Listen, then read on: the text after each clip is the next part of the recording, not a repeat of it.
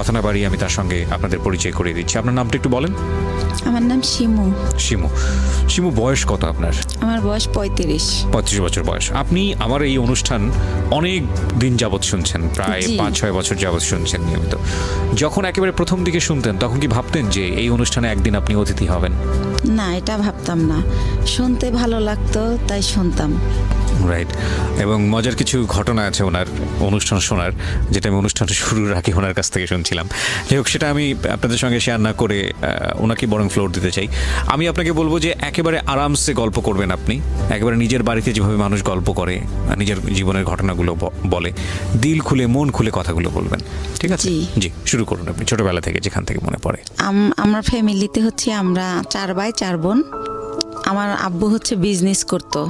জন্ম জেলা কোথায় আপনার? আমার জন্ম জেলা পিরিজপুর জেলা, মঠবাড়িয়া থানা। আচ্ছা আচ্ছা, ওকে। বাবা বিজনেস করতে ছোটবেলাতে দেখেছেন আপনি। কয় ভাই বোন আপনারা? আমরা 8 ভাই বোন। আপনার পজিশন? আমার বড় হচ্ছে 2 ভাই 1 বোন। বড় 2 ভাই 1 বোন, আপনি 4 নাম্বার? জি, আমি 4 নাম্বার। আচ্ছা, বলেন। তো ছোটবেলা যেটা দেখতাম যে আব্বু বিজনেসের কারণে খুব একটা বাড়িতে থাকতো না, দেশের বাইরে বাইরে মানে বাংলাদেশের মধ্যেই জেলায় জেলায় বলতে গেলে বিশেষ করে একটুখানি ওনার বিজনেসটা বলি। ওই যে কাঠের বিজনেস ছিল, বড় বড় গাছ কেটে মানুষ দিয়ে কাটে আর কি, ওইগুলা টলার ভরে 4-5টা টলার 300 মণি 400 মণি ওইটা ঢাকায় নিয়ে আসা হতো। আচ্ছা। ঢাকায় এসে কাঠপট্টিতে ওটা দিত। আবার যাওয়ার সময় দেখা যেত মুন্সিগঞ্জ থেকে মিষ্টি কুমড়ার সময় মিষ্টি কুমড়া, গোল আলুর সময় গোল আলু, এগুলো আবার নিয়ে যেত আমাদের এলাকায় মঠবাড়িয়াতে। এইটাই ওনার বিজনেস ছিল। তো খুব বেশি বাবাকে কাছে পেতাম না, তো যতটুকু পেতাম বাবা খুব ভালোবাসতো আমাকে। কিন্তু আমি জানি না কেন আমার মাঝে মাঝে মনে হতো যে আমি মনে হয় আমার আম্মুর মেয়ে না। আমার আম্মু আমি স্কুলে যাই সেটা চাইতো না। আমি সকালবেলা মাদ্রাসায় যেতাম পড়তে, আমার খুব ভালো লাগতো। আমার আম্মু সেটাও পছন্দ করতো না। কিন্তু আমার বড় যে ভাই বোন ছিল তারা ঠিকই স্কুলে যেত, পড়াশোনা করতো, তাদের জন্য বাসায় টিচার রেখে দেওয়া হতো। কিন্তু আমার বেলা সেটা হতো না। তো তারপরে আমি কিছু অফ করিনি, আমি সে মাদ্রাসায় যেতাম, আরবি পড়তাম, নামাজ পড়তাম। আমি 7 বছর বয়সের কথা বলতেছি, তখনই আমি নামাজ পড়ি। তারপরে পড়াশোনা করি। আমাদের বাড়িটা একটু বলি, আমার বাড়িটাকে সবাই বলে বড় বাড়ি, মানে খুব বংশীয় একটা পরিবার আমাদের। আমার এক দাদা ছিলেন কারিয়ানা পাস, সেজন্য সবাই বলতো কারি সাহেব ওনাকে, উনি চাচাতো দাদা। আর সে কারণেই আমাদের বাড়িতে একটা মসজিদ আছে। এই যে চ্যানেল আইতে রোজার সময় যে মসজিদের কারুকার্য দেখায়, সেখানে আমাদের মসজিদটা সারা বাংলাদেশের মধ্যে নাকি বিশ্বের মধ্যে, আমার এটা মনে নেই, পেপার আসছিল 10 নম্বর স্থান। এটা কি আপনাদের পারিবারিক মসজিদ? পারিবারিক মসজিদ, ছোট্ট একটা মসজিদ, বাট তার কারুকার্য আনকমন, অনেক আগের। সে কারণে এটা এভাবে হাইলাইট দেখানো হয়েছে। জি। তারপরে প্রাইমারি স্কুল আমাদের বাড়ির উপরেই। তো ওই স্কুলের আবার টিচার আমার ফুফুরাই, এরকম গভর্নমেন্ট স্কুল এটা। তো স্কুলে দেখা যেত আমি খুবই একটু মানে ছেলেদের মতো আমার চলাফেরাটা ছিল। যেমন অনেক টিফিনের সময় সবাই খাবার খেত, আমি কোন গাছে আমলকি হয়েছে, কোন গাছে এটা সেটা ফল পেরে আনতাম। তো এই জন্য স্যারদের খুব বকাও খাইতাম সবসময়। তো যাই হোক, এভাবে কাটে। তো ওই যে বললাম বাবাকে খুব কম পাই। তো একটা কথা মনে পড়ে বাবার, যে সে যখন যাইতো বাড়িতে ঢাকা থেকে, তো ওই কাপড়ের খুঁতি বলতো তখন, টাকা নেওয়ার জন্য আর কি, ওইটা ভরে টাকা নিয়ে যেত। আচ্ছা। তো ওই টাকা আমাদের খাটের উপর ঢালতো, সবাই মিলে গুছাইতো আর কি, সাইজ করতো যে এটা এত নোট, এগুলো দেখতাম। তখন মনে হতো যে আমরা তো অনেক বড় লোক, আমার বাবার এত টাকা, কত টাকা হবে এটা তো বুঝতাম না, ছোট মানুষ আমি। আচ্ছা। তো এরকম। আর আমার বাবা বংশের বড় ছেলে, সেই সুবাদে তারে সবাই বড় মিয়া বলে ডাকে। আচ্ছা। তো সেই সুবাদে আমরাও খুবই সম্মান পাই, বাইরে বের হলে সবাই খুব স্নেহ করে যে বড় মেয়ের মেয়েটা। তো এরকম। তো এর মধ্যে মধ্যে আমি যখন ক্লাস 5-এ, তখন আমার বরাপুর বিয়ে হয়ে যায়। তারপরে হচ্ছে আমি যখন ক্লাস 7-এ পড়ি, তখন একদিন আমি স্কুল থেকে এসে দেখি যে বাসায় কয়েকজন লোক ড্রয়িং রুমে বসা, টুপি পরা। তখন আমার বড় বোন আমার কাছে একটা পেপারস নিয়ে যায় যে এখানে একটা সই দে। তো আমি বলি, রে কিসের সই, ওনারা কারা? তো বলে সই দিতে বলছি, সই দে, তোরা তো কিছু জানি না, লাভ আছে। আমাকে তাদের সামনেও নেয়নি, ঘরেই আমার বোন কাগজটা নিয়ে যায়। তখন আমি সই দিই। কিছুদিন পরে আমি শুনি যে আমার বিয়ে হয়ে গেছে। বিয়ে কি বা পুরো মানে ওই ছেলেটাও এখানে আসে নাই। তো কার সাথে বিয়ে হয়েছে কি আমি কিছুই জানতাম না। যেটা হয় এলাকায় এটা ছড়াই যায় যে আমার বিয়ে হয়েছে। স্কুলে গেলে সবাই বলে এই তোর নাকি বিয়ে হয়ে গেছে। তো বিয়ে কি এটাই তো আমি জানি না। তো আমি বলি যে কি বিয়ে হয়ে গেছে, কার সাথে বিয়ে হয়েছে, বিয়ে কেমনে হয়? বরাবরই তো দেখছি দুলাভাইয়ের সাথে বিয়ে হয়েছে, তো আমি তো এরকম দেখি নাই কিছু। তো এভাবে বলি। তো একটা সময় আমি আমার আম্মুকে অনেক একটু রাগ করেই বলি যে আমার নাকি বিয়ে দিয়ে দিছো, সবাই বলে, এখন আমি আর স্কুলে যেতে পারি না, আমার লজ্জা করে, জিজ্ঞেস করে তোর জামাই কেমন এই সেই। তো আম্মু বলে যে এত কথার দরকার নাই, বিয়ে হয়েছে কিনা সময় হলে বুঝাই বলবো। তখন আপনি কোন ক্লাসে পড়েন? ক্লাস 7 এ উঠছি। ক্লাস 7 এ পড়েন। আচ্ছা, ছোটবেলা। তো এটা আপনাকে কিছুই বলা হয়নি, শুধু বলছে সিগনেচার করো? এরকম কিছুই হয় না, শুধু সিগনেচার। ধর্মীয় বিধান মতে এটা বিয়ে না। মানে আপনারা যদি বিয়েটাকে যদি আপনারা ধর্মীয় বিধানের জায়গা থেকে বলেন, আমাদের ধর্ম অনুসারে এটা বিয়ে হয়নি। এটা আমি ক্ষুদ্র জ্ঞানে বলছি, কিন্তু এটার মধ্যে যদি কোনো সীমাবদ্ধতা থাকে সেটার জন্য আমি ক্ষমা চেয়ে নিচ্ছি। বিশেষ করে এটার ব্যাপারে ভালো বলতে পারবেন যারা ইসলামী স্কলার তারা। আর রিলিজিয়নের জায়গার বাইরে এসে যদি আমরা লিগ্যাল জায়গা থেকে বলি তাহলে এটা একটা মারাত্মক রকমের অন্যায়, এবং লিগ্যাল জায়গা থেকে তো এটা বিয়ে হওয়ার প্রশ্নই ওঠে না। তো সেই জায়গাটা থেকে মেয়েটা যদি ক্লেইম করে যে আমার সাথে এরকম আচরণ করা হয়েছে, তাহলে পরিবারের প্রত্যেকটা সদস্য ফেঁসে যাবেন, আইনগতভাবে ফেঁসে যাবেন। এবং এই কথাগুলো আমি এই কারণেই বলছি যে বাংলাদেশের এখনো এই ধরনের ঘটনা ঘটে। প্লিজ এইসব জায়গা থেকে সাবধান থাকবেন। জি বলুন। তারপরে আম্মু তো এটার আমার কোনো ব্যাখ্যা দিত না। তো যখন আমার আব্বুকে আমি জিজ্ঞেস করি যে আব্বু বউ সাজে, শাড়ি পরে, 2জন বর বউ থাকে, তারপরে বিয়ে হয়, তো আমার বলে বিয়ে হয়েছে, তো কই এগুলা তো কিছু করেন নাই। তখন আব্বু বলে যে নাবালক যদি হয় মেয়ে, সেই ক্ষেত্রে গার্জিয়ানরাই সব, তুমি তো নাবালক, সেজন্য তোমার এগুলো হয়নি, বড় হও তখন এরকম ভাবে আবার অনুষ্ঠান করবো আমরা। তো এতটুকুই জানা হয়। তো এর মধ্যে কি হয় যে আমি যখন ক্লাস 8-এ, তখন ওই লোকের আর কি ভাই হচ্ছে চেল্লায় আসে ঢাকাতে। তো আসলে আমাকে নিয়ে যাবে ওদের দেশে। তখন যখন কোন লোকের ভাই এটা? ওই আমার হাজবেন্ডের ভাই। হাজবেন্ডের নাম কি ছিল? হাজবেন্ডের নাম ছিল জাহিদ। আচ্ছা, তো জাহিদের ভাই মানে আপনার ভাসুর? জি, আমার ভাসুর। আচ্ছা। তো উনি আর কি আসে ঢাকাতে, তো আমাকে নিয়ে যাব ওনার সাথে। তো আমার আবার একটা অভ্যাস ছিল, এটা ভুলে গেছি বলতে, যে ছোটবেলা খুব বেড়ানের শখ, কেউ গেলেই তার পিছে পিছে চলে যেতাম। আব্বু কোথাও যেতে নিলে আব্বুর পিছে, হয়তো খালি গায়ে আমি, কিন্তু দৌড় দিতাম যে আমার নিয়ে যাও। তো শুনলাম একটা দেশে যাব, নতুন একটা দেশ, ওদের বাড়ি পাবনা জেলাতে। তো আমি খুব খুশি, তো ওনার সাথে গেলাম। তো যাওয়ার পরে গ্রামে যেটা হয়, সবাই শুনছে যে আমি জাহিদের ওয়াইফ। তখন সবাই বলে যে মেয়ে, এত সুন্দর একটা মেয়ে, ওই সময় তো ছোট ছিলাম, সুন্দর ছিলাম, তো এত সুন্দর একটা মেয়ে পাগলটার সাথে কিভাবে দিল এর বাবা মা। আবার মেয়েটার একাই পাঠাই দিয়েছে, কেউ আসে নাই। কিন্তু পাঠাইছে অন্য সেন্সে, এটা আমার বাবার ফ্রেন্ডের বাড়ি, ওই সেন্সে পাঠাইছে। কিন্তু লোকজন সবাই জানে যে বউ হিসেবে আসছে, এটা জানছে গ্রামের মানুষ। তো এভাবে বলে, আমি তো সেম পুকুরে ডুবাচ্ছি, দৌড়াচ্ছি, শ্বশুর বাড়ি, তো ওইরকম বুঝতেছি না। তো ওনারে মা ডাকতে হবে, তো সেইভাবে আগে আন্টি ডাকতাম, এখন মা ডাকি শাশুড়িকে। ওটা বলে দিয়েছে যে ওনাকে মা ডাকবা? হ্যাঁ, বলে দিয়েছে। আমার আম্মু বলে দিয়েছে ঢাকা থেকে, তুমি আগে যখন আসতো তোমার আঙ্কেলের ওয়াইফ আন্টি বলতা, আঙ্কেল বলতা, এখন বাবা আর মা বলবা। তো আপনি জিজ্ঞেস করেননি বাবা মা কেন বলবো? ওই যে বিয়ে হয়েছে তার ছেলের সাথে না, কিন্তু সেটা তো আপনি তখনও জানেন না। জানি বলতে সে তো মুখে বলতো যে বিয়ে হয়েছে। ও আচ্ছা আচ্ছা। আপনিও প্রশ্ন করেননি যে ঠিক আছে বিয়ে মানে বিয়ে? ওকে, তো আমি আসলে ভাইয়া জানতো না, বুঝতেন না। জি, রাইট। তো তারপরে হচ্ছে আমি আমার শাশুড়িকে জিজ্ঞেস করি যে মা, সবাই যে বলে যে পাগলের কাছে বিয়ে দিছে, পাগলকে? তো বলে আরে ও হচ্ছে জাহিদের কথা বলে। তো আমি বলছি ওনারা সবাই পাগল বলে কেন? তো বলে ও হচ্ছে ঠিক মতো গোসল করে না, পুকুরে ডুবায়, মাঝে মাঝে খেলতে অন্য অন্য জেলায় চলে যায়, ফুটবল খেলে, তো সেজন্য সবাই পাগল বলে, মানে খুব ভালোভাবে থাকে না, অপরিষ্কার একটু থাকে। তো এইভাবে আমাকে যেটা বুঝালো, তো এইভাবে বুঝলাম, কয়েকদিন বেড়ালাম, তারপর আবার আমার আব্বু যাই নিয়ে আসলো আমাকে। তখনও জাহিদের সঙ্গে আপনার দেখা হয় না? না, দেখা হয়নি, ওনাকে আমি দেখিনি। তো আমি জানি না উনি কই, বা আমার ওই তো কিউরিসিটিও নাই। এক্স্যাক্টলি। তো আমি আবার ঢাকা চলে আসলাম। আসার পরে আমার ওই যে মাথার মধ্যে ঢুকছে গ্রামে যে একটা পাগলের কাছে আমার বিয়ে দিছে, ওইটা আমার মাথার থেকে আর সরতেছে না। আমি পড়াশোনা করতে পারতেছি না, স্কুলে যাইতে পারতেছি না, হয়তো ক্লাসে আসি ম্যাডাম কি বলতেছে আমি শুনি না, এরকম হয়ে যাচ্ছে। মানে কিরকম জানি। তো তখন এরকম হওয়াতে আমার আম্মু আব্বুকে বললো যে হয়েছে, ওদেরকে একটা বাসা টাসা ভাড়া নিয়ে আলাদা করে দাও, তোমার মেয়ে শুধু প্রশ্ন করে, পড়ালেখা করতে চায় না। আমার নাকি আমার আম্মুর নাকি ক্লাস 5-এ বিয়ে হয়েছিল, আমার আব্বু বড় টড় করে তারে সংসার করছে। তো আমার আম্মু বলতেছে আমারও তো ক্লাস 5-এ বিয়ে হয়েছে, কই আমি তো তোর মতো করিনি, তুই তো আমার চেয়ে বড়, তুই তো 7-এ পড়িস। তো এরকম আমার ব্যাপারগুলো কেমন জানি লাগে, আমি কি করব বুঝতে পারি না, কার সাথে শেয়ার করব তাও বুঝতে পারি না। তো একটা সময় কি করে আমার আম্মু যে হাজবেন্ড বুঝানোর জন্য নাকি আমি জানি না, আমার একটা বাসা ভাড়া করে দেয়।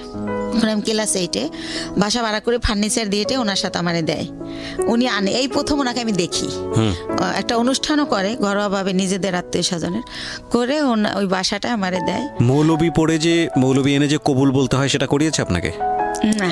Very interesting. ওকে। তো তারপরে যেটা হলো, ওই দিন যেদিন অনুষ্ঠান করলো সেদিনও মিলাদের মতো করে করলো, হুজুর টুজুর ছিল ওনারা। তো যাই হোক, আর উনি পাগলটা ছিল কি পরে যেটা জানি গল্পে চলে আসবে, উনি সবসময় এরকম না, 24 আওয়ার্স এরকম তা না। তো উনি সকালে, আমি তো আম্মু বলছে সকালে রান্না করতে, তো রান্না করতে পারি না, তাও ডাল চাল মিলে একটু খিচুড়ির মতো করলাম। তো উনি খেয়ে অফিসে চলে গেল ওই গার্মেন্টসে। তারপরে এভাবেই করে, সে বাসায় আসে, খাওয়া দাওয়া করে, আমার সাথে তেমন কোনো কথা বলে না। এরকম পরের রাতে আবার দেখলাম কি, আমার একটা ছবির অ্যালবাম ছিল ফ্রেন্ডদের সাথে, কাজিনদের সাথে, ওইটা উনি টেনে টেনে ছেড়ে, তো ওই কাগজ ছেড়লে একটা আওয়াজ হয়, তো আমি ঘুমাইয়ে পড়ি কিন্তু ওই আওয়াজে জেগে যাই। তখন আমি বলি যে আপনি এগুলো ছেড়েন কেন, কি হয়েছে আপনার? এটা বলতেই সে আমাকে একটা চর মারে যে তুমি ছেলেদের সাথে ছবি তুলছো কেন? ছেলে মানে আমার কাজিনরা। আচ্ছা আচ্ছা। তখন আমি বলি তো কি হয়েছে, ও তো আমার খালাতো ভাই, আর আমরা তো একই বয়সের, একসাথে পড়াশোনা করছি, আমাদের বাসা থেকে পড়াশোনা করছে, তাই আপনি এমন করেন কেন, আপনি কি পাগল? আমি রাগ করে বলে ফেলি। তখন আমি ঠিক করি যে এর সাথে তো থাকা যাবে না, এভাবে কিভাবে থাকবো। তো ওই দিন রাত এভাবে কাটে, আমি সকালবেলা বাড়ি চলে যাই, গিয়ে আমার আম্মুকে বলি, বললে আমার আম্মু বলে তুমি বেশি চালাক, তোমাকে কে দেছে এই বুদ্ধি, কিসের পাগল, পাগল হলেও চাকরি করে কেমনে? হ্যাঁ, তো আমার সাথে সেই টর্চার শুরু হয়ে যায়, এরকম করে, কি করব। তো আমি বলি যাই হোক, আমি আর ওই বাড়িতে যাবো না, তো এইভাবে থাকি। তারপরে আমি ঠিক করি যে আমার কিছু একটা করতে হবে, আমি এই বাসায় থাকবো না, ওই বাসায় থাকবো না। তো আমাদের একটা পারিবারিক ডক্টর থাকে, পিজির অধ্যাপক, উনি ওনার একটা ক্লিনিক দেয় মিরপুরে। তো আমি ওনার সাথে একদিন দেখা করে বলি, আঙ্কেল আপনার এখানে আমার একটা কাজ দিবেন? তো বলে কি কাজ করবা তুমি, ছোট মানুষ? তাই আমি বলি ওই যে প্রেশার মাপে কত কিছু করে, ইঞ্জেকশন দেয়, ওইটা মানে শিখাবেন, আমি ওগুলো পারবো। তা আমি এইতে তো অনেকটা তো আর ছোট না। তো স্যার বলে, ওই আঙ্কেল বলে ঠিক আছে, এখানে চাকরি করলে আমাকে স্যার বলতে হবে, স্যার বলতে পারবা? হাসে আর বলে। আমি বলছি হ্যাঁ পারবো। তো ওইখানে কিছুদিন আমি শেখার পর আমি ওগুলো শিখে যাই, শেখার পরে আমার কিছু স্যালারি দেওয়া হয়, আর বেশি হচ্ছে আমার ভালো লাগে যে আমি ওইখানে টাইমটা পাস করতে পারি। আচ্ছা। তো এইভাবে চিন্তা করি, আপনি নিজের বাড়ি থেকেই করছেন? হ্যাঁ, শ্বশুর বাড়িতে যাচ্ছেন না, ওই বাসায় আমি যাই না। তো বাবার বাড়ি থেকেই করছি, বাবার বাড়ির কাছেই, যেহেতু সেকেন্ড কলোনি থেকে মাজার খুব দূরে না। তো এভাবে করি।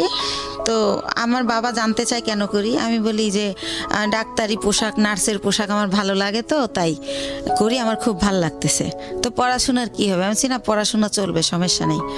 তো এভাবে যাইতে থাকে। তো ওই লোকটা একেবারে অসুস্থ হয়ে পড়ে একটা সময়, মানে জাহিদ। আচ্ছা, আপনার হাজবেন্ড? হ্যাঁ, অসুস্থ হয়ে পড়লে ওনাকে অনেক জায়গায় ডাক্তার দেখানোর পর লাস্টে ওই ক্লিনিকেই ভর্তি করে। আঙ্কেলের ভর্তি করলে জিজ্ঞাসা করে আঙ্কেল যে এটা কে, তখন বলে যে আমার হাজবেন্ড, মানে যার অধীনে আপনি চাকরি করছেন। জি জি। ওকে। তো আঙ্কেলের ক্লিনিক, আঙ্কেল ওটার মালিক আর কি। তো বলে যে ওর হাজবেন্ড। তো আঙ্কেল অবাক হয়ে যায় যে ওর আবার বিয়ে হলো কবে, আমি জানলাম না, আর এতটুকু মেয়ে বিয়ে দিয়ে দিয়েছেন, কি করছেন, এই সেই আম্মুকে অনেক প্রশ্ন করে। তো তারপরে বলতেছে উনি আবার আমার চেয়ে তো অনেক সিনিয়র, 12-14 বছরের বড়, জাহিদ। জি। তো এই জায়গাটায় হচ্ছে আঙ্কেল আমার বাবা মাকে অনেক রাগই করে, যেহেতু পারিবারিক ডক্টর, সেভাবে একটা তাদের ভালো রিলেশন। তখন আমাকে সেই বলে যে তুমি হচ্ছে পরীক্ষা দিবা, স্কুল করতে হবে না, তুমি কাজ শেখো, তোমার ভবিষ্যৎ তুমি করো, এর কন্ডিশন ভালো না, কোন সময় কি হয়ে যায় বলা যায় না, স্যার আমাকে বলে। তখন আমি স্যার ডাকা শুরু করি যখন আমি ওখানে জব শুরু করি। তো তারপরে যেটা হয় যে আমার আব্বু ওনাকে ভারতে নিয়ে যায় ট্রিটমেন্টের জন্য, যেহেতু আমাকে বিয়ে দিয়ে ফেলছে। আর আমাদের ফ্যামিলিতে 2 বিয়েটা অ্যালাউ করা হয় না, বা ডিভোর্স এটা অ্যালাউ করতে পারে না। ওই যে বললাম আমার দাদা কারিয়ানা পাস। তো ওইখানে গেলে ওনার ধরা পড়ে যে ওনার বুকের একটা হাড় ভাঙা, ওনার এই মাথার কিছু রক, ছোট ছোট রক ড্যামেজ। তো এইভাবে অনেক কিছুই ধরা পড়ে যায় বাবার কাছে। তো বাবা আয়সা যখন আমার শ্বশুরের মধ্যে মারা যায়, তো শাশুড়িকে প্রশ্ন করে যে আপনার ছেলে এত দিক দিয়ে ড্যামেজ, তারপর আমার মেয়েটাকে কেন নিলেন? আমার এত সুন্দর মেয়েটা হরিণের মতো দৌড়াতো, সেই মেয়েটাকে এরকম করেন, এখন কি করব আমি? আর ওখানে ডক্টর বলেই দিয়েছে যে এ সম্পূর্ণ সুস্থ হবে না, কিছুদিন ভালো থাকবে, আবার এটা হবেই, এটা সম্পূর্ণ সুস্থ হওয়ার মতো না। আচ্ছা। তো এভাবে নিয়ে আসে। তো এগুলো যখন আম্মুকে আমার আব্বু বলে, তখন আমি শুনতে পারি আড়াল থেকে। তখন আমি ঠিক করি যে না, আমার নিজের পায়ে নিজে দাঁড়াতে হবে। প্রিয় শ্রোতা, আমরা ছোট্ট একটা বিরতি নেব, আর এই ফাঁকে আপনাদেরকে বলে নেই ঢাকা এফএম এর পেজটিতে আপনারা আসতে পারেন। আমাদের পেজটির ঠিকানা www.facebook.com/I-love-Dhaka-FM I-love-Dhaka-FM। প্লিজ পেজটিতে লাইক দিয়ে কানেক্টেড থাকবেন। ওকে, ছোট্ট একটা একবার। প্রিয় শ্রোতা, শুনছেন জীবন গল্প ঢাকা এফএম 90.4-এ। আমি আরজি কিবরিয়া আপনার সঙ্গে রয়েছি। আর আমাদের এই অনুষ্ঠানে যে কেউই আসতে পারেন, আমরা সবসময়ই বলি আপনি যদি আসতে চান প্লিজ আমাদেরকে ফোন করবেন। আমাদের ফোন নম্বরটি হচ্ছে 09611904904। ওকে, আমি কথা না বাড়িয়ে আমার যিনি গেস্ট তার কাছে আবারও ফিরছি, যেখানটায় আমি ছিলাম। বলুন তারপর। তো এর মধ্যে ওইখান থেকে আসার পর উনি অনেকটা ভালো হয়। ভালো হলে আবার আমার এক ভাইয়া, পরিচিত ভাইয়া, ওনার বাড়ি উজিরপুর, উনি একটা গার্মেন্টসে জব করে। তো ওইখানে ওই জাহিদা আমি দুইজনই চাকরি নেই। তো এতে মধ্যে আমি ক্লাস 9-এ উঠি। তো আমি চাকরি নেই কোয়ালিটি হিসাবে। তো আল্লাহ রহমতে আমার হয়তো আউট নলেজ একটু ভালো। আমি অনেক 3 মাসের মধ্যে আমি যখন ঢুকি আমার 8,000 টাকা স্যালারি ধরে। 3 মাস পরে আমার স্যালারি 15,000 হয়ে যায়। আমার একটা লাইনের দায়িত্ব দিয়ে দেয়, লাইন শিপ বলে ওটাকে। তো এভাবে ও জব করে, আমিও জব করতে থাকি। তো ভালো এরকম। তো ওই মালিক ওইখানে আবার 3 বাইরের গার্মেন্টস। তো 3 ছাড়ই হচ্ছে আমারে এত ভালো জানে যে এক স্যার যখন আসবে না, অন্য স্যার কি করে আমি জানি বলি, এভাবে আমাকে করে আর কি, যে তুমি আমাদেরকে বলবা। তো এভাবে স্যাররা আমার এক্সট্রা কিছু টাকা দেয়, এমনিতেই, আমি চাই না, দেয়। আর আমি খুব কর্মঠ, খুব মন দিয়ে কাজ করি, এটা তাদের চোখে পড়ে। বা ডে বাই ডে আমি এত ইমপ্রুভ করি যে যারা 3 বছর চাকরি করে এত উন্নতি করে নাই। তো এভাবে স্যাররা খুবই ভালোবাসে আমাকে। তো এর মধ্যেই হচ্ছে আমার বেতন মোটামুটি 20,000-এর উপরে হয়ে যায়, এক্সট্রা টাকা নিয়ে, ওভার টাইম নিয়ে। এর মধ্যে ওই লোকটা আবার অসুস্থ হয়ে যায়, এমন অসুস্থ যে একদম হলুদ হয়ে যায়, একদম খারাপ অবস্থা হয়ে যায়। তো তখন আমার বাড়িতে নিয়ে যায়, ওই মিরপুরে নিয়ে আমার মা বোনেরা লতা পাতা জন্ডিস হিসাবে রস করে খাওয়ানো, ডাক্তার দেখানো, এগুলো করতে থাকে। এর মধ্যে ওই লোকের 3 মাস পর্যন্ত আমার কারণে মালিকে বেতন দেয় এমনি। আচ্ছা। যেহেতু আমারে ভালো জানে তারা মেয়ের মতো, সে কারণে বেতন দেয়। ওই লোককে মানে আপনার হাজবেন্ড? আমার হাজবেন্ড একই গার্মেন্টসে কাজ করতো? জি, একই গার্মেন্টসে কাজ করি। ওকে। এই যে আরো কিছু ওনার কিছু সিমটম ছিল। রাতের বেলা হঠাৎ করে মানে আমি ঘুমের মধ্যে দেখতাম কি সে মানে ভৌতিকভাবে আমার দিকে তাকায় আছে। ঘুমের থেকে উঠে, মানে ওনার দাঁতগুলো খুব বড় বড় ছিল, আর ওনার হচ্ছে উনি অনেক চেকন ছিল, অনেক লম্বা ছিল। তো উনি যখন খালি গায়ে এরকম করতো মনে হতো ভূত। তো আমি খুব ভয় পেতাম। তো ভয় পেলে কি হবে, আমি আবার ছোটবেলা থেকে তো কোরআন পড়তাম, নামাজ পড়তাম। তো ওইভাবে আবার দোয়া টোয়া পরে আবার ঘুমাই যেতাম। যেহেতু আমার অফিসটা ছিল সকাল 8টা থেকে রাতের 10টা পর্যন্ত, তো অনেক হার্ডওয়ার্ক করা হতো, রাতে খুব ক্লান্ত থাকতাম। তো আমি আর কেউ বলা বন্ধ করে দিলাম, কারণ ফার্স্ট দিকে যখন এর কথা বলতাম কেউই তো অ্যালাউ করতেছে না, আমাকে কেউ বুঝতেই আসে না। তো যাই হোক, এভাবে হয়। আমার হচ্ছে এভাবে চাকরি করতে করতে 2001 সালে আমি হচ্ছে 2000-এর শেষের দিকে আমি কনসেপ্ট করি, অফিসে মাথা ঘুরে পড়ে যাই। তখন আমারে হচ্ছে পরীক্ষা নিরীক্ষা করে ডাক্তারের কাছে নিয়ে দেখে যে আমার বাচ্চা পেটে। জি। তো বাচ্চা পেটে দেখলেও আমি অসুস্থ, ওষুধ খাচ্ছি, রেস্ট, যখন মাথা ঘুরে যায় নামাজের রুমে রেস্ট নিচ্ছি, যেহেতু স্যাররা আমার ভালো জানে। তো সেভাবে আমি আমার জবটা চালিয়ে যাই। তো যখন 6 মাস হয়ে যায় তখন আমি আর পারি না, নিজের সাথে আর যুদ্ধ করতে পারি না, তখন আমি জবটা ছেড়ে দেই। তো এর মধ্যে আমার মোটামুটি বেশ কিছু টাকা সঞ্চয় হয়ে যায়। তো জবটা ছেড়ে দেওয়ার পর আমার বেবিটা যখন হয় 2001 সালের মানে জানুয়ারি মাসের 31 তারিখ রাত 12:30টায় হয় আমার ছেলেটা। ওকে। সেখানেও বলি আমাকে যখন একটা প্রাইভেট ক্লিনিকে নেয়, অন্য লোকে নেয়, আমার হাজবেন্ড নেয় না।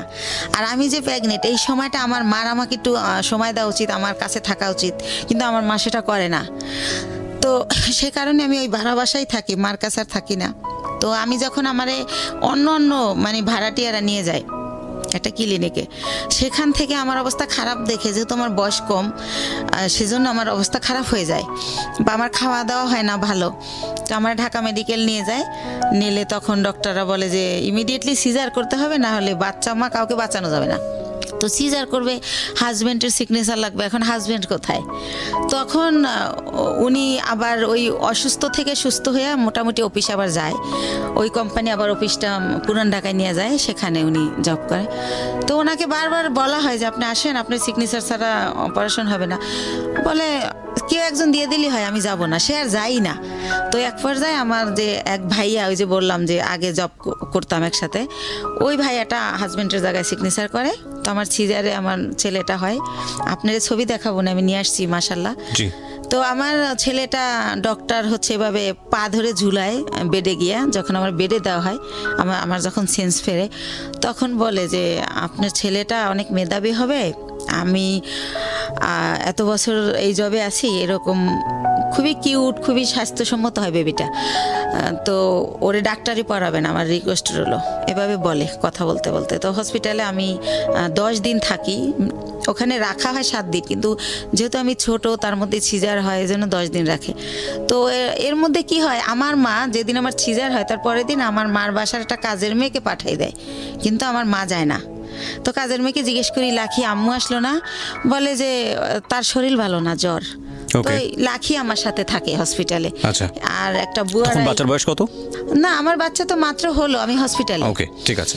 তো আমার হসপিটালে তো একটা, আমি তো সিজারের, আমি তো বাচ্চার কিছু করতে পারবো না, সেজন্য এই খবর পেয়ে আমার মা লাখিকে পাঠায়, কিন্তু মা যায় না।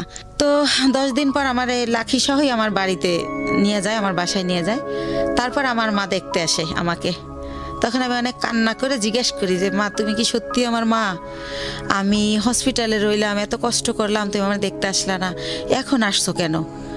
কয় আয়শা কি অন্যায় করে ফেলছি? একটু পরেই চলে যাব, আসছি তোমার বাচ্চার চুল কামাইতে হবে তাই। তো আমি তো বুঝি না চুল কামাইতে হয় বা কিছু একটা। তো উনি আমার বাচ্চার চুল কামায়, ওই দিন থাকে, তারপরের দিন আবার চলে যায়। তো এর মধ্যে আমার ওই যে ভাইয়াটা যে সিগনেচার দিছিল, সেই ভাইয়াটা আমার বেবিটাকে দেখতে আসে।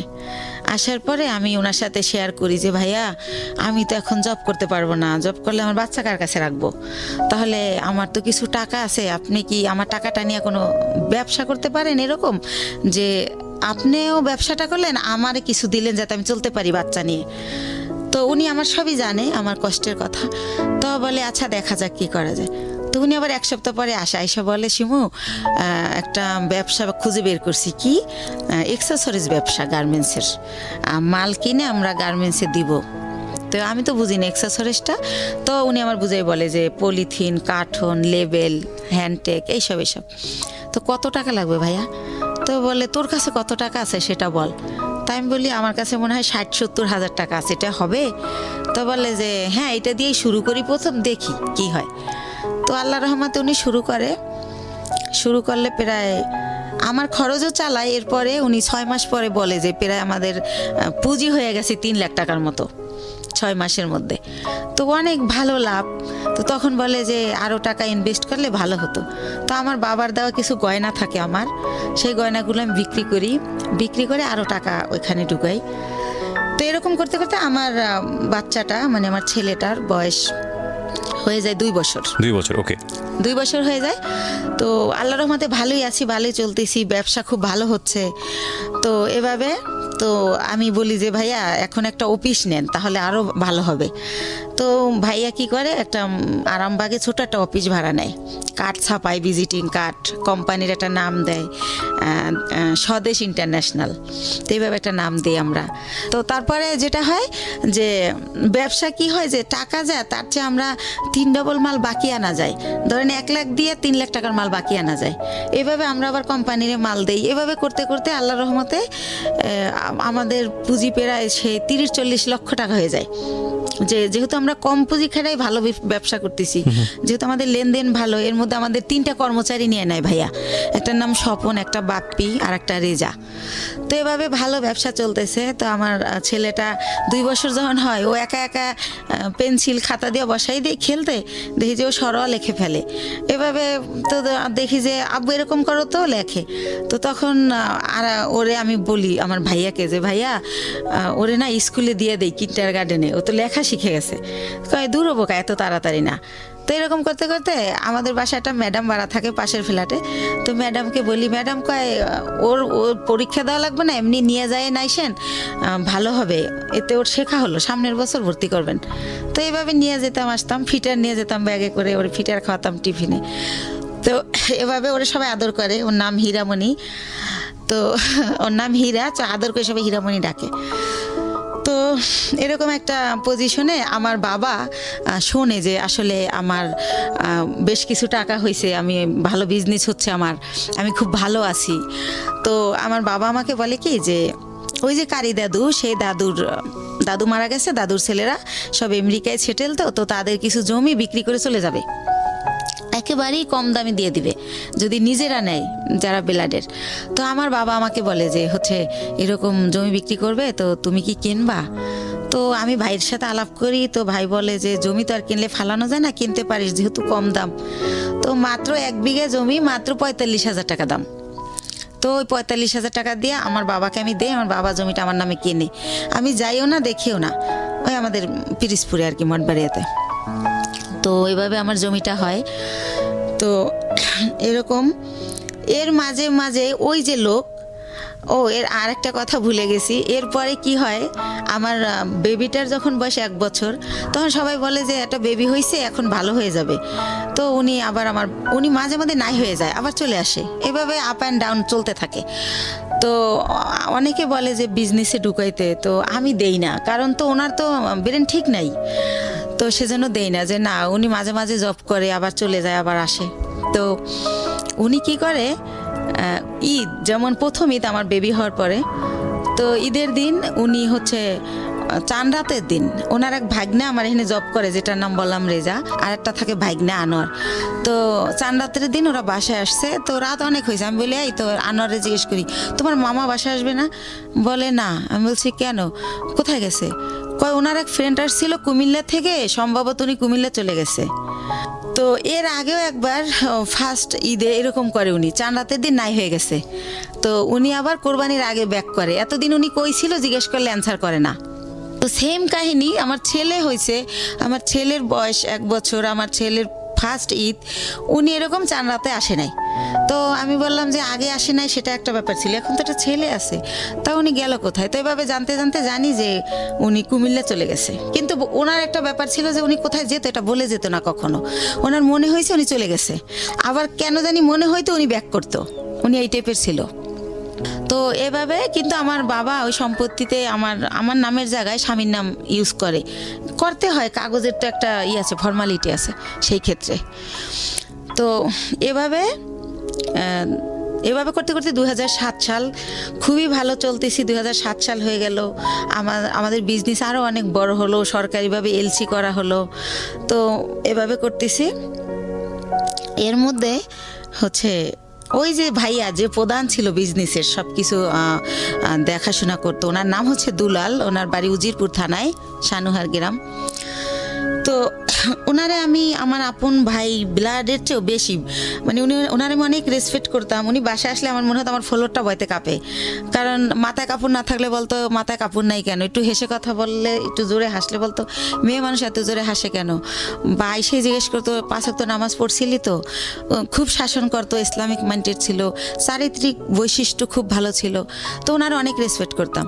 তো উনি ছিল আমার সব কিছু। কোথায় কি, আমি তো আর অত বুঝি না, মেয়ে মানুষ, বিজনেসটা উনি করতো, কিন্তু টাকা পয়সা যখন শর্ট পড়তো আমি ফ্রেন্ড সার্কেল দেখে দাঁড় করতাম, এরকম করে দিতাম, আবার ব্যাংক লোন করতাম, এরকম ভাবে চলতো। কখনো গহনা বিক্রি করতাম, এরকম চলতো।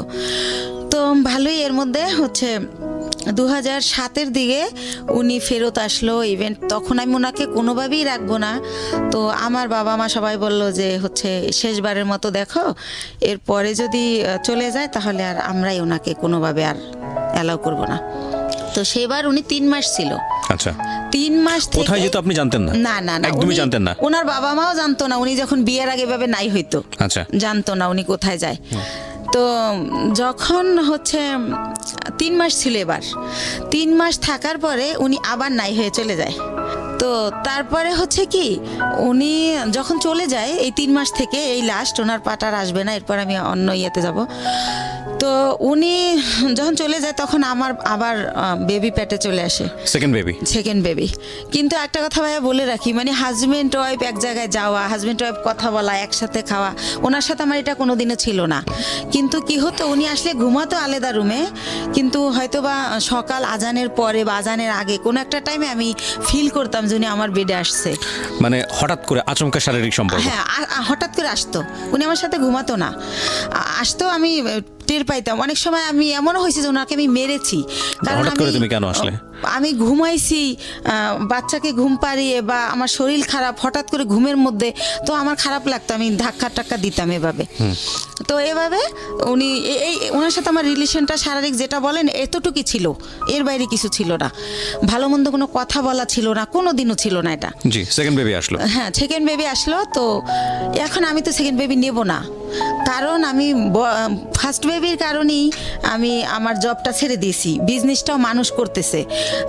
সেই ফার্স্ট বেবিরে আমি স্কুলে নিয়ে যাচ্ছি, আনতেছি, ওরে গান আবৃত্তি অভিনয় শিখাচ্ছি, বিভিন্ন সাবজেক্টে দিচ্ছি যে ও ভালো কিছু করবে। ও ছোটোবেলা থেকে একা একা আসিফের গান করে 3 বছর বয়সে, তখন আর আমি 4 বছর বয়সে গানের স্কুলে দিয়ে দিই, গ্যান্ডারিয়া কিশালয় কচিকাচার মেলা, খুব ভালো একটা স্কুল ওটা, সাংস্কৃতিক। তো যাই হোক, ওরে নিয়ে আমি খুব বিজি, আমি তো বেবি নেব না। তো এখন বেবি মানে নষ্ট করার জন্য অনেক জায়গায় যাই, কেউ নষ্ট করতে পারে না, নষ্ট করে না। যে আপনার সিজারের বেবি এমআর করলে আপনার ইনফেকশন হতে পারে, বিভিন্ন রকম ভয় দেখায়। তো তারপরে আমি হোমিও কিছু ওষুধ খাই, কেউ বলে কাঁচা আনারস খেলে নষ্ট হবে। তো যাই হোক, কোনোভাবে আমার বেবিটা নষ্ট হয় না, থেকেই যায়। থেকে যাওয়ার পরে ঠিক আছে, সেকেন্ড বেবি পেটে। তো এভাবে সেকেন্ড বেবিটা হয় 8 দিনে। ওই টাইমটাতে আমি অনেক অসুস্থ থাকি, এতটা অসুস্থ, 8 দিনে আমার 2 মাস থাকতে হয় হসপিটালে। তো ওই টাইমটাতে 2 মাস আমি যখন থাকি, ওই যে আমার ভাইয়া, সে আমার ব্যবসার টাকা দিয়ে তার ভাইকে বিয়ে করায়, তার বোনকে বিয়ে দেয়। এরকম করতে করতে আমি, আমার কর্মচারী যারা, তারা আমাকে জানায় যে ম্যাডাম, আপনার কিন্তু ঘরের ইন্দুরে বান কাটতেছে, আপনার কিন্তু শেষ হয়ে যাচ্ছে সব, টেরও পান না আপনি। তো আমি বুঝি না, ইনডাইরেক্টলি বলা এত কথা আমি বুঝি না। এই ভাইটা কে ছিল আপনার? ওই যে আমার যে বিজনেস করতো, টাকাগুলো আমি দিতাম, বাট সে বিজনেসটা আপন ভাই তো না? না না। তাহলে উনি আমাকে বোন ডাকছিল, আর আমার বড় ভাইয়ের নামে ওনার নাম। ওকে, সেই সুবাদে ওনার আমি ভাই বলি। ঠিক আছে। তো এইভাবে, তো আমি এগুলো শুনলে ওনার আমি এত বিলিভ করি যে এত বছর সে আমার বিজনেসটা, সে 60,000 টাকা পুঁজি থেকে আল্লাহ রহমতে এখন 40-50 লক্ষ টাকার বিজনেস, সে যদি আমার ভালোই না বাসতো এটা তো হতো না। আর আমার ছেলেটাকে প্রচণ্ড রকম ভালোবাসে, মানে সে ডিউটিতে থাকলেও বারবার ফোন দিয়ে জিজ্ঞেস করে।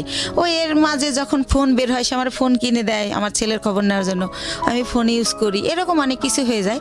তো যাই হোক, একটা সময় কি হয় যে 2011 সালের দিকে সে আমার শুধু বলতে থাকে আমার বিজনেসে লস, সিগনেট তোমার টাকা মেরে দিছে, অমুক জায়গায় এত লাখ টাকা, অমুক জায়গায় 7 লাখ 3 লাখ, এগুলো বলে। আমি যে ফ্ল্যাট ভাড়া দিব, সে আমার ভাড়াও ঠিক মতো দিতে পারতেছে না। আচ্ছা, এর কারণ হচ্ছে যে সে টাকাগুলো অন্যদিকে খরচ করতেছে। এর মধ্যে আমি বাপ্পির কাছে জানতে পারি সে গুলশান বনানীতে একটা ফ্ল্যাট কিনে ফেলে। প্রিয় শ্রোতা, আমরা ছোট্ট একটা বিরতি নেব, আর এই ফাঁকে আপনাদেরকে বলবো তো আরও একবার, প্রিয় শ্রোতা শুনছেন জীবন গল্প ঢাকা FM 90.4-এ। আমি আরজি কিবরিয়া আপনার সঙ্গে রয়েছি। আর আমাদের এই অনুষ্ঠানে যে কেউই আসতে পারেন, আমরা সবসময়ই বলি আপনি যদি আসতে চান প্লিজ আমাদেরকে ফোন করবেন।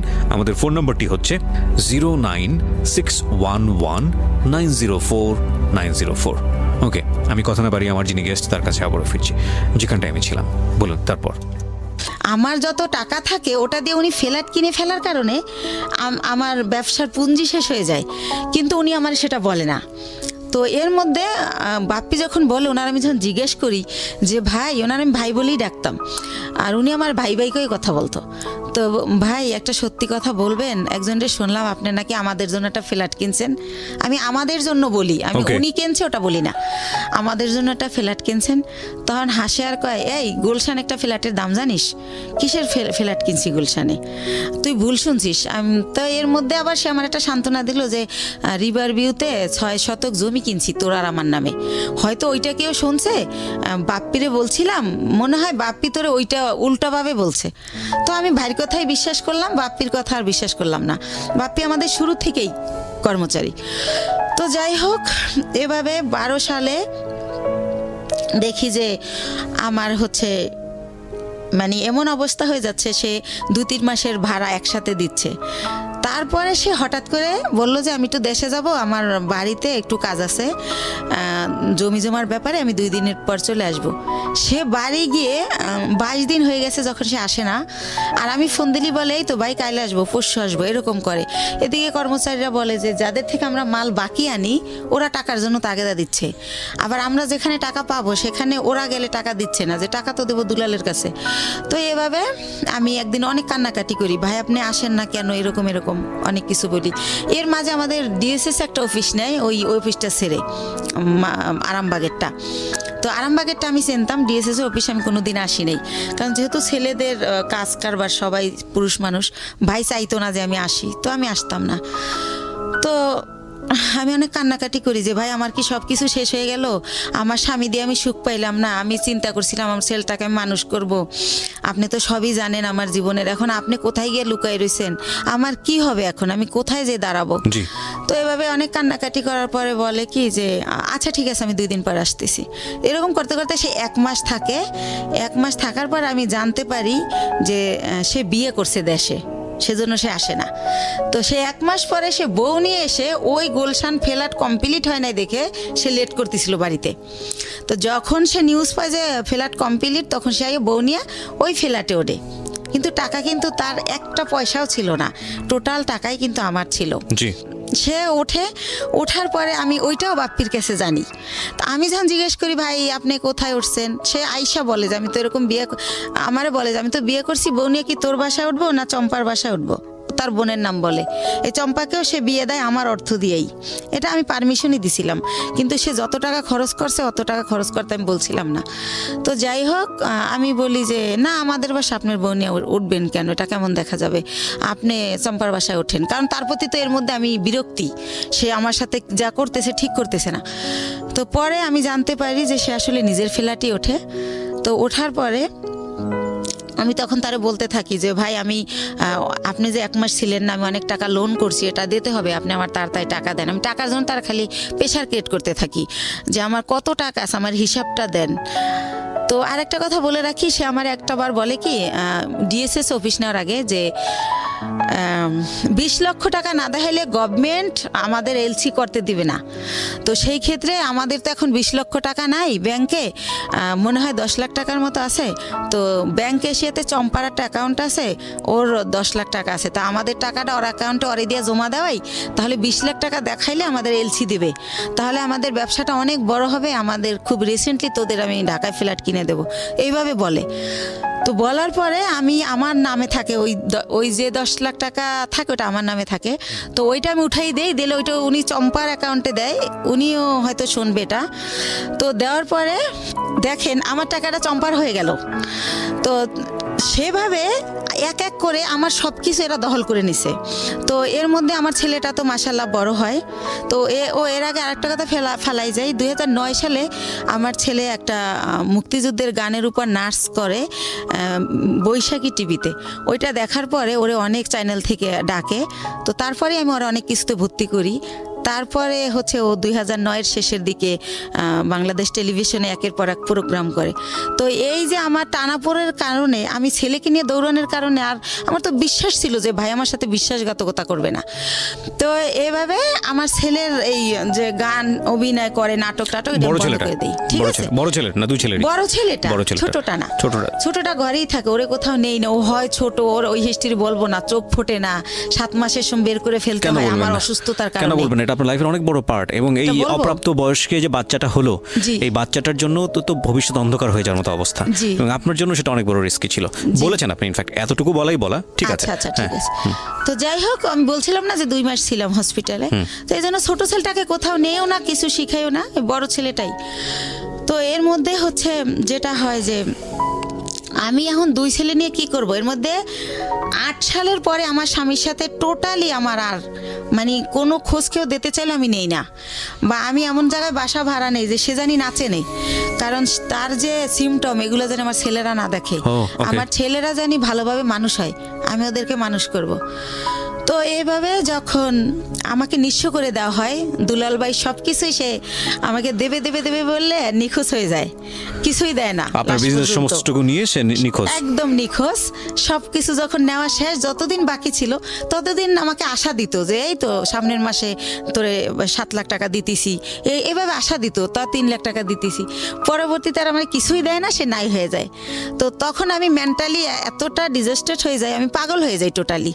আমি রাস্তায় শুধু হাঁটি। আমি সেই গ্যান্ডারের থেকে বুদ্ধিজীবী শহীদ মিনার যে 34 মাস দুপুরবেলা রোদ্রে আকাশের দিক তাকায় কান্না করি, আর আল্লাহর সাথে কথা বলি, আকাশের সাথে কথা বলি যে আল্লাহ তুমি বিচার করো, আল্লাহ আমার অপরাধটা কি, আমার বাবা মামার দিকে তাকাইলো না, আমি অনেক কষ্ট করে একটা বিজনেস করলাম, একজনের বিশ্বাস করলাম, সে এটা করলো, আমার স্বামী এটা করলো, আমার অপরাধটা কি, মানে এটা আমি কারে জিজ্ঞেস করবো পাই না। তো আমি আকাশের কাছে জিজ্ঞেস করি, আকাশের দিক তাকাই কান্না করি আর বলি। তো এই টাইমটাতে আমি ভাইয়া 3টা মাস আমি শুধু ওর স্যালাইন খেয়ে বেঁচে থাকি। মানে যখন দেখি আমি আর পারি না, তখন একটা স্যালাইন গোলাই আর খাই। আমার ব্যাগে সবসময় পানি থাকে 1/2 লিটার আর স্যালাইন থাকে 4-5টা। তো এভাবে আমি 3টা মাস, আমার মনে আছে, আমি ভাতের আহার গিলতে পারি না। আমার কি হলো, আমার কি হবে, আমি নিঃস্ব হয়ে গেলাম। দুলাল ভাইরে আর আমি খুঁজে পাই না কোনোভাবে, সে নাম্বার চেঞ্জ করে ফেলে।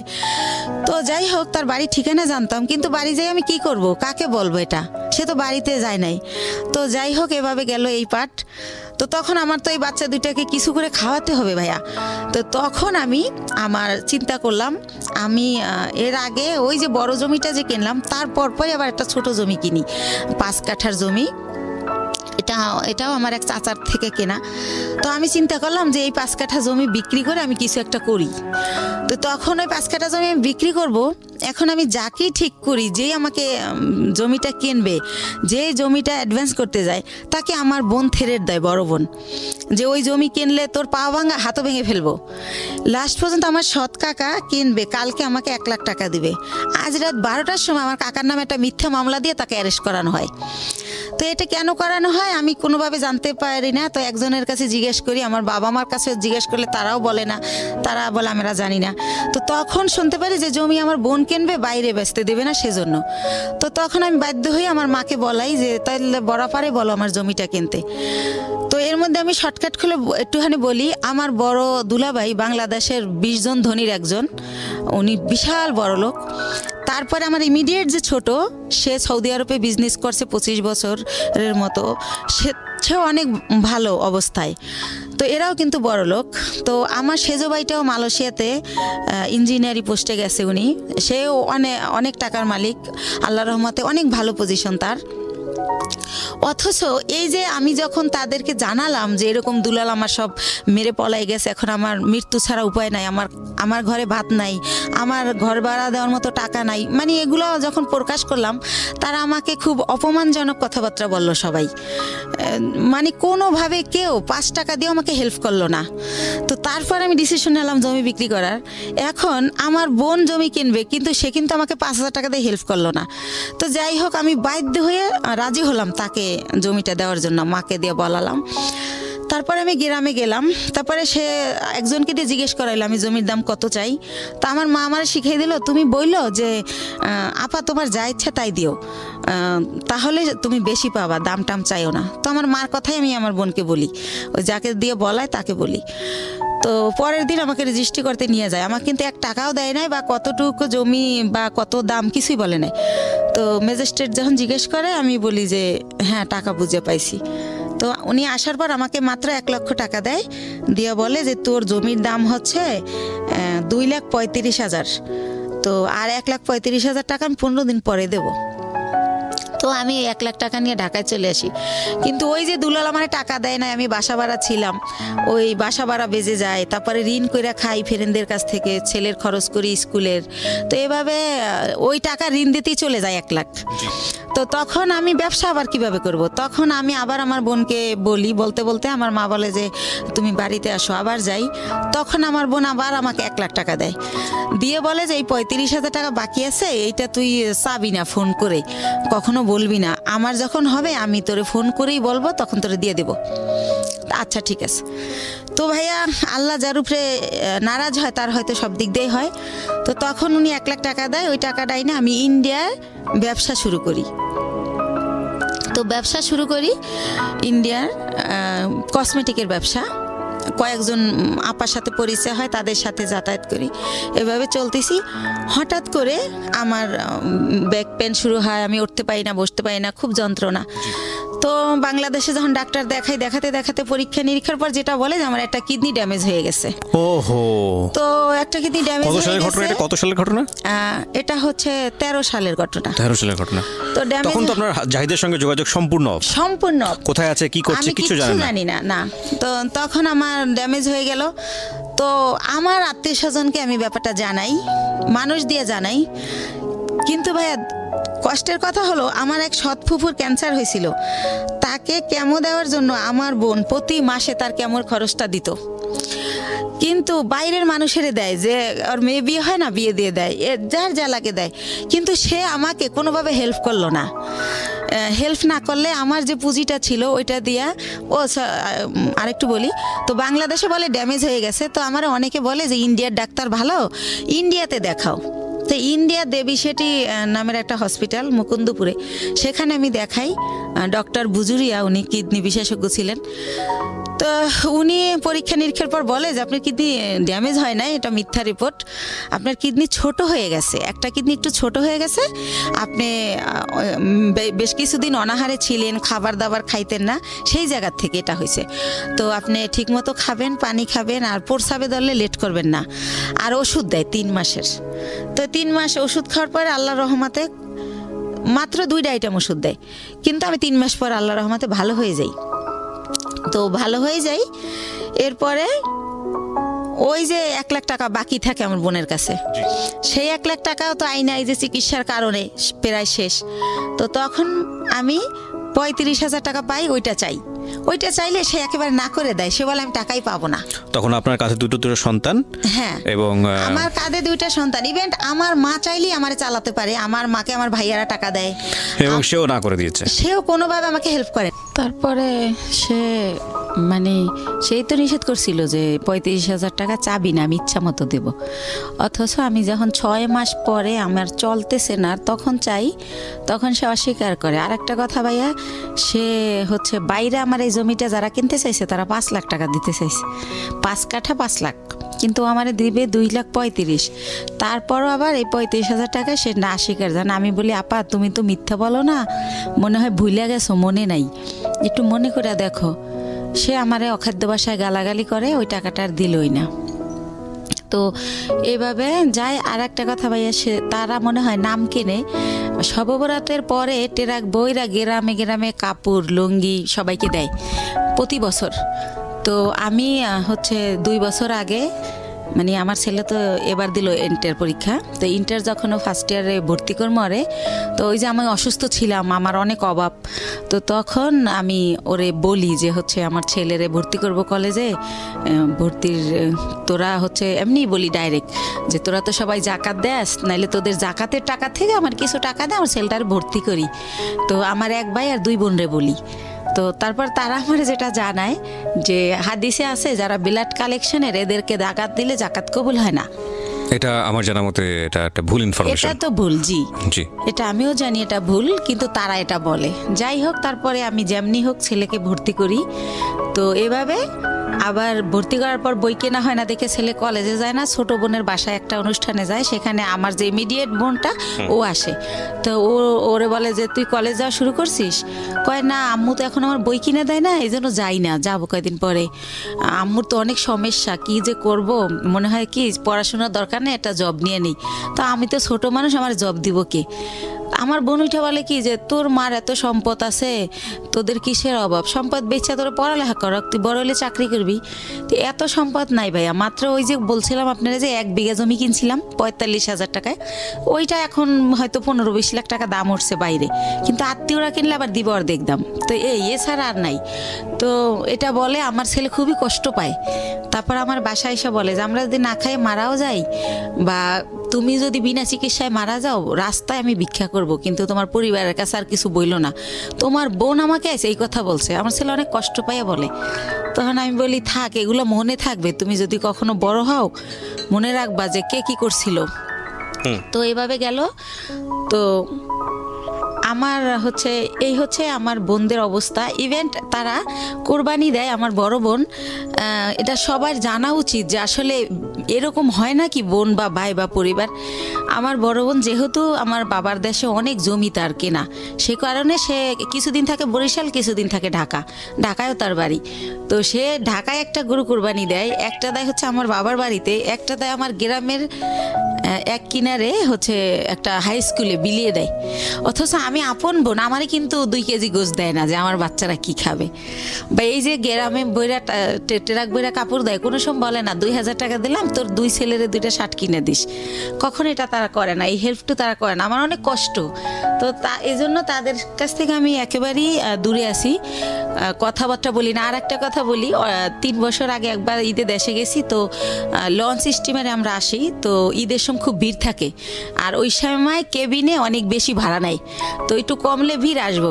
তা আমি শুনি আমার মা কাজের মেয়েকে বলে, আমার বাড়িতে সবাই কাজের মেয়েরা কাজ করে, আমার মা বোঝে নাই যে আমি পিছনে, কাজের মেয়েকে বলে একটু কষ্ট করে কর, কি করবি।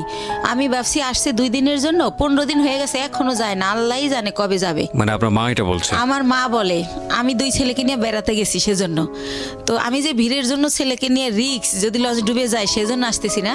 কিন্তু আমার মা কাজের মেয়েকে এই কথা বলে, আমি নিজের কানে শুনি। তো এইটা শোনার পরেই আমি বলি যে রওনা করি, যে আমি বাবা চলো আমরা এখন চলে যাব। তো আমার আব্বু বলে যে এখন তো লঞ্চের টাইমও না, স্টিমার টাইম নেই, কিসে যাবা? তো আমি বলি আমি বাসে যাবো। কয় বাসের টিকিট আগে কাটতে হয়। আমি কই হাইটা যাবো ঢাকা। তো যাই হোক, আমার আব্বা আটকায় যে কাল সকালে যাও। তো পরের দিন আর কি ঢাকা চলে আসি। তো যাই হোক এইভাবে গেল। এখন যেটা আসি সেটা হচ্ছে, আমি তো তারপরে কি করব, আমার ওইভাবে আমি কিছু এনজিও থেকে ওই যে লোন দেয় আর কি, ওই এনজিও থেকে আশা বেরাক, ওইখান থেকে। এর মধ্যে আপনার হাজবেন্ডের সাথে কোনো যোগাযোগ নাই? একদম পুরো কোনো যোগাযোগ নেই। ওকে। বা সে যে তার যে বাচ্চা আছে তার খবরও সে নেয় না, কোনোভাবেই না। তো আমি লোন তুলে তো ব্যবসা শুরু করি, কসমেটিক্সের ব্যবসা ইন্ডিয়া থেকে আইনা দোকানে দোকানে দেই, কিছু লাভ থাকে, ভালোই থাকে, চলতে পারি বাচ্চাদের নিয়ে। তো এভাবে এই ব্যবসা করতে থাকি। তো একা মাসে একবার ছেলেকে নিয়ে যাই, একবার আমি একা যাই, যেহেতু ছেলে পড়াশোনা করে, ছেলের তো সবসময় নেওয়া যায় না। তো এভাবে চলতেছি ভাইয়া, লোন টোন তুলে ব্যবসা করতেছি। তো এর মাঝে আবার কি হয়, আমার অনেক আগে আমার পায়ে একটা প্রবলেম হয়েছিল, কেউ একজন আমাকে মেরে এই গিটটা লড়াই দিছিল পায়ের। তো তখন ভালো হয়ে গেছিলাম। তো সেটা হচ্ছে কে একজনকে আমি নামই বলি, ওই যে আমার ভাই, যখন আমি তার একটু গালাগালি করছিলাম যে আপনি আমার টাকা দিয়ে ফ্ল্যাট কিনছেন আর আমার এখন ভিক্ষা করতে হবে, আমার কিচ্ছু নাই, আমি বাচ্চাদের নিয়ে কোথায় দাঁড়াবো। তো তখন সে আমারে খুব বাজেভাবে বকে, তখন আমিও তারে একটু রাব বিহেভ করি, তখন সে আমারে মারে, আমারে চেহার দিয়ে বাড়ি দিতে নেয়। তখন আমি পড়ে যাই, পড়ে গেলে আমার পাও ধরে মোচড় দেয়, তখন আমার এই গিটটা সরে যায়। তো তখন আমি অনেক কান্না করি, আমার ছেলে খুব চিৎকার করে কান্না করে। আমার ছেলেকে আমি এত আদর করি, মানে কি বলবো, আর আমার ছেলে ওরকম। তখন বলে বাবা তোমার আম্মু নাটক করতেছে, অত ব্যথা পায় নাই। তখনও বলে না মামা, আমার আম্মু সত্যি ব্যথা পাইছে, ও খুব কান্না করে। তারপর আমার সুমানা হসপিটালে নিয়ে গেলে ডক্টর জিজ্ঞেস করে এটা কিভাবে হলো। তখন আমারে মাপ চায়, দূরে থেকে হাত দিয়ে, যে বলিস না, মাপ চায়। তো তখন আমি কি বলবো, তখন আমি ব্যাপারটা না বলে তো ডক্টর বুঝবে না। তখন আমি বলি কি আমার হাজবেন্ড আমাকে এভাবে মারছে, আসলে তো হাজবেন্ড না, হাজবেন্ডের সাথে আমার যোগাযোগই নেই। তো এইভাবে ওই ব্যথাটা ভাইয়া হঠাৎ করে, যেহেতু ইন্ডিয়া যাতায়াত তো জানেন, অনেক ঘন্টা বাসে বসে থাকতে হয়, তো অনেক ঘন্টা বসে আবার আসতে হয়, সে কারণে কি না হঠাৎ করে আমার ওই বাম পাটা আবার প্রচণ্ড ব্যথা। তো আমার ছেলে আমাকে নিয়ে সরর দিতে গেল, ইয়াতে গেল, পঙ্গুতে গেল, তো তারা আবার রেফার করলো নিউরোলজি হসপিটালে। তো নিউরোলজিতে আমাকে বললো এমআরআই করতে হবে। তো এমআরআই ওইখানে সরকারি এমআরআইতে ফি কম, কিন্তু 15 দিন পরে সিরিয়াল পরে। তো এই 15 দিন তো আমি সহ্য করতে পারবো না, আর আমি বেকার থাকলে আমার বাচ্চারা কি খাবে। তখন আমি বেসরকারি ইয়াতে পপুলারে যাই। ওই পপুলারে আমার থেকে 13,000 টাকা নেয় এই টেস্টটার জন্য। তো এইভাবে আমি টেস্টটা করার পরে তারা বলে যে আমার ওই যে পুরানা যে মোচড় দিছিল সেইখানটার একটা আঘাত আছে রগে, ওই কারণে আমার এই প্রবলেমটা হয়। তো বইলা দেয় যে আমার হচ্ছে একেবারে 6 মাস বেড রেস্ট, সোজা হয়ে শুয়ে থাকতে হবে। আমি যদি সোজা হয়ে শুয়ে না থাকি তাহলে আমার এই রগের প্রবলেম যাবে না। তো এইভাবে ইঞ্জেকশন দেয়, ওষুধ দেয়, কমে না, বলার পর এইটা বলে। তা আমি এতদিন যদি শুয়ে থাকি আমার বাচ্চারা কি খাবে, আমি ঘর ভাড়া দেবো কি দিয়া। তো তখন আমার বাচ্চা সবাই কাছে এটা বলে যে আমার মার এই অবস্থা, খুবই কান্নাকাটি করে। তার বাবার নাম্বার জানি কার কাছ থেকে সংগ্রহ করে তারেও ফোন করে যে আম্মু এরকম হসপিটালে ভর্তি। তো কোনো জায়গা থেকে কেউই আসে না, আল্লাহর রহমতে কেউই হেল্প করে না। তো আমার পরিচিত যারা আর কি, যাদের সাথে একসাথে বিজনেস করতে যাই, ইন্ডিয়া যাই আসি, অনেকগুলো মহিলা, আমরা সবারই যার যার সংসারের প্রবলেম, তারা এটা করে থাকে। তো ওই সব আপারা আমারে বলে যে বাংলাদেশে তো তুমি সুস্থ হইতে অনেক টাইম লাগবে, আর তোমার বাচ্চারা খাবে কি, তোমার আমরা কোলে করে শোয়াই বাসে করে ইন্ডিয়া নিয়ে যাই, হয়তো বা ইন্ডিয়া গেলে ভালো হবা। তো একটু তো আমার চলার ক্ষমতা নাহলে আমি ইন্ডিয়া কিভাবে যাব। তার মধ্যে একটা কথা বলি ভাইয়া, আমারে যখন ওই পপুলারে ওই একটা মেশিনে মানে টলিতে শোয়াই দেয়, তো 2 জন নার্স কেউ আমাকে হেল্প করলো না। আমার ছেলেকে বলে কি উঠাই দাও তোমার মাকে। তা আমার ছেলে তো আর অত বড় না, সে আমারে তাও কিভাবে জানে আল্লাহ জানে, ও আমারে কোলে করে শোয়াই দেয়। তো ওইভাবে আমার এমআরআই যখন শেষ আমি বের হই, তখনও কোনো একটা নার্স আমাকে ধরে না, বলে এই তোমার আম্মুকে নামাও। তো আমার ছেলে আমাকে জায়গায় নামাইতে গিয়ে ছেড়ে দেয়, মানে আমার ভার বহন করতে পারে না। তখন ভাইয়া ব্যথার মধ্যে আরও ব্যথা পাই। তো এত চিৎকার করতে থাকি, তখন ছেলে নিজের অপরাধী ভাবে যে আম্মু আমি তো আর ব্যথা দিলাম। তো নরে ঠান্ডা করার জন্য আমি বলি না কিছু হয় নাই, এমনি তো আমার ব্যথা তো এমনিই করে, তোমার জন্য না। তো আবার আমার সরর দিতে নিয়ে যায়। নিয়ে গেলে কি হয়, ওখানে ইমার্জেন্সিতে একটা সাথে সাথে হাড়ের মধ্যে ইঞ্জেকশন দেয়। ওই ইঞ্জেকশনটা দিলে ব্যথাটা একটু কমে, এটা ও জানে, কয়েকবার নেছে। তো ও আমার আর ওই থেকে পপুলার থেকে বাসায় না নিয়ে যায় সরর দিতে। তো ওই দিন এইভাবে যাওয়ার সময় যাই, যে সিএনজিটা দিয়ে নিয়ে যায়। তো ওই সিএনজি ড্রাইভারকে আমার ছেলে বলে, যেহেতু আমার ছেলে ছোট মানুষ, আমার বাসা থাকে তখন লেক সিটি হাউজিংয়ে, এবলক রোড নাম্বার 1, ওই বাড়িতে থাকি। তো বলে কি যে আঙ্কেল আপনার গাড়ি কোন দিকের? তো বলে এই যে মোহাম্মদপুর 3 রাস্তার। তো বলে কি যে আম্মুরে তো প্রতিদিন সন্ধ্যায় ইঞ্জেকশন দিতে নিয়ে যেতে হয় নিউরোলজিতে অথবা সরার দিতে, প্রতিদিনই মানে কয়েক ঘন্টা পরে জানি আমার ব্যথাটা বেড়ে যায়, আমার এটা মনে নাই। তখন বলে যে আপনি যদি নাম্বার দিয়ে যেতেন, ফোন দিলে আপনি এসে একটু নিয়ে যেতেন আমাদের, নাইলে আমি আম্মুরে রাইখা গাড়ি আনতে যাই, ড্রাইভাররা ভিতরে আসতে চায় না। তো এইভাবে ওই আমার ছেলেই নাম্বারটা নেয় ওই ড্রাইভারের। তো তারপরে পরের দিন হচ্ছে আমার নিউরোলজিতে ওই যে রিপোর্ট নিয়ে যেতে হবে এমআরআই, যে আমার কি পজিশন দেখাইতে। তো উনি ফোন করে, আমার ছেলে আসে। তো যাই, তো গেলে কি হয়েছে, সরকারি তো সিরিয়াল থাকবেই। তো আমার ছেলে বলে আঙ্কেল আপনি কি একটু ওয়েট করে আমাদের নিয়ে যাবেন আবার বাসায়? ঠিক আছে বাবা নিয়ে যাব। তো উনি বসে, তো দেখি আধা ঘন্টা, তারপর আমার সামনে আরও 5 জন। তো আমি ফোন দিয়ে বলি যে ভাইয়া আপনি চলে যান, আমার অনেক লেট হবে। তো উনি বলে যে না আমি বসি, আপনি আবার পরে সিএনজি কোথায় পাবেন, তাছাড়া তো আমি আপনার সবসময় নিই। উনি ইচ্ছা করেই থাকে। তারপরে হচ্ছে এই লোকটা কি করে যে বসে থাকে। তো আমার যখন সব কাজ শেষ আমি আসি, তো আমি তো হুইল চেয়ারে থাকি, তখন আমি পায়ে হাঁটতে পারি না ভাইয়া, হুইল চেয়ারে আসি ওই গাড়ি পর্যন্ত। এখন ওই গাড়ি পর্যন্ত হুইল চেয়ার নামানো যাবে না, সিঁড়ি। তো সেজন্য আমার ছেলে তো আমার কোলে করেও নিতে পারতেছে না। তো আমার ছেলে বললো আঙ্কেল আপনি একটু আমার আম্মুর এক সাইড দিয়ে হাত ধরেন, আমি এক সাইড দিয়ে ধরি। তো এইভাবে আমার নিল। তা আমার বাসায় যখন নামাই দিল, আমি চিন্তা করলাম লোকটা প্রায় 1-1.5 ঘন্টা বসে ছিল। তো উনি তো এতক্ষণে অনেক টাকা মারতে পারতো। এমনি ওনার আমার যাতায়াত ভাড়া হয় 400 টাকা নিউরোলজি থেকে আমার বাসা যেহেতু মোহাম্মদপুরে। তো আমি ওনার একটা 1000 টাকার নোট দেই। তখন উনি বলে আপা আমার কাছে ভাঙতি নেই, আমি প্রথম আপনাকে নিছি। তো আমি বলি ভাইয়া ভাঙতি লাগবে না, পুরাটাই আপনাকে দিছি, আপনি তো অনেকক্ষণ বসেছিলেন। তারপর বলে থ্যাংক ইউ আপা, আসলে আপা আপনার মন অনেক ভালো, আমি যদি নিজের গাড়ি হতো আপনার ভাড়াই নিতাম না, এটা বলে উনি চলে। তো তারপরে যেহেতু আমার ডাক্তার বলে যে যতদিন অসহ্য ব্যথা না কমে প্রতিদিন সন্ধ্যায় ইঞ্জেকশন দিতে হবে, তো সে কারণে প্রতিদিন সন্ধ্যায় উনি আসে আমার নিয়ে যায় এই সিএনজিওয়ালা। এর মধ্যে ভাইয়া বলে রাখি আমার ছেলের হচ্ছে ইন্টারের টেস্ট পরীক্ষা। তো সে কারণে কি হয়, ছেলে যে টাইমে আমার ইঞ্জেকশন দিতে যাও ওই টাইমে ছেলের স্যার আসে, তো ছেলে উঠাই দেয় যে আঙ্কেল তো দিয়েই যাবে, যেহেতু আঙ্কেল বাসা চেনে। তো এইভাবে উনি আমার দিয়ে যায় নিয়ে যায় বিনামে আমি ভাড়া দেই। তো এইভাবে হয়। তো যখন একটু আমি মোটামুটি দাঁড়াতে পারি তখন আমার ওই যে আপারা যাগোর সাথে ইন্ডিয়া যাই, তাদের সাথে আমি ইন্ডিয়া চলে যাই ওখানে আবার ডাক্তার দেখাই অর্থোপেডিক, ওনারা আমার কিছু দেয় ওইখানে থেরাপি দেয়, তারপরে মেডিসিন দেয়। তো মোটামুটি আল্লাহর রহমতে আমি যাই, কিন্তু হুইল চেয়ারে বলতে গেলে আসার সময় আমি হাইটে আসতে পারি। এভাবে আমি ভালোভাবে বাসায় আসি। তো উনি এখন তার আমি ইঞ্জেকশন দিতে যাই না, কিন্তু উনি এমনি ফোন দেয়, আপা কেমন আছেন, কই কি করেন, এরকম ফোন টোন দিতে থাকে। তো আমার যেহেতু অনেক ওইখান থেকে আমার মাল নিয়ে আসতে হয়, সেই মালগুলো আমার ভাইয়া মার্কেটে পৌঁছাতে হয়। জি, পলোয়ালে আপনার খদ্দর বাজার, এনএসকো টাওয়ার। কি ধরনের প্রোডাক্ট নিয়ে আসতেন? শ্যাম্পু, সেন্ট, সোনো, সাবান, এগুলো দিয়ে আপনার সংসার চলতো, মানে এই বিজনেস করি? জি জি জি, এইটা দিয়েই আমি চলি। তারপরে ভাইয়া ওই মালগুলো তো আবার পৌঁছাতে হয়, তো ওনারাই আমি ফোন দেই ইন্ডিয়া থেকে এসে ওই মাল দেওয়ার জন্য।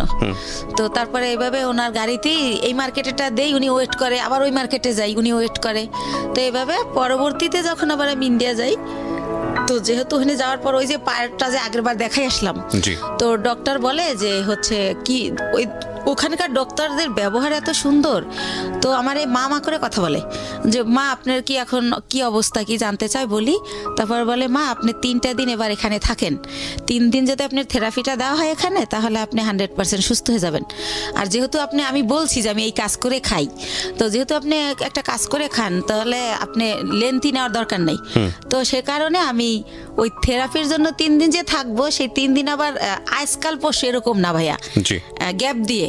তো এভাবে আমার প্রায় 10-11 দিন ভারতে থাকতে হয়। আচ্ছা। তো 10-11 দিন পরে যখন আমি বাংলাদেশে আসি, বাংলাদেশে ঢোকার সাথে সাথে ওনার খালি ওই মিস কল অ্যালার্টে ওনার নাম্বার, মানে যে ওনার নাম হাসান।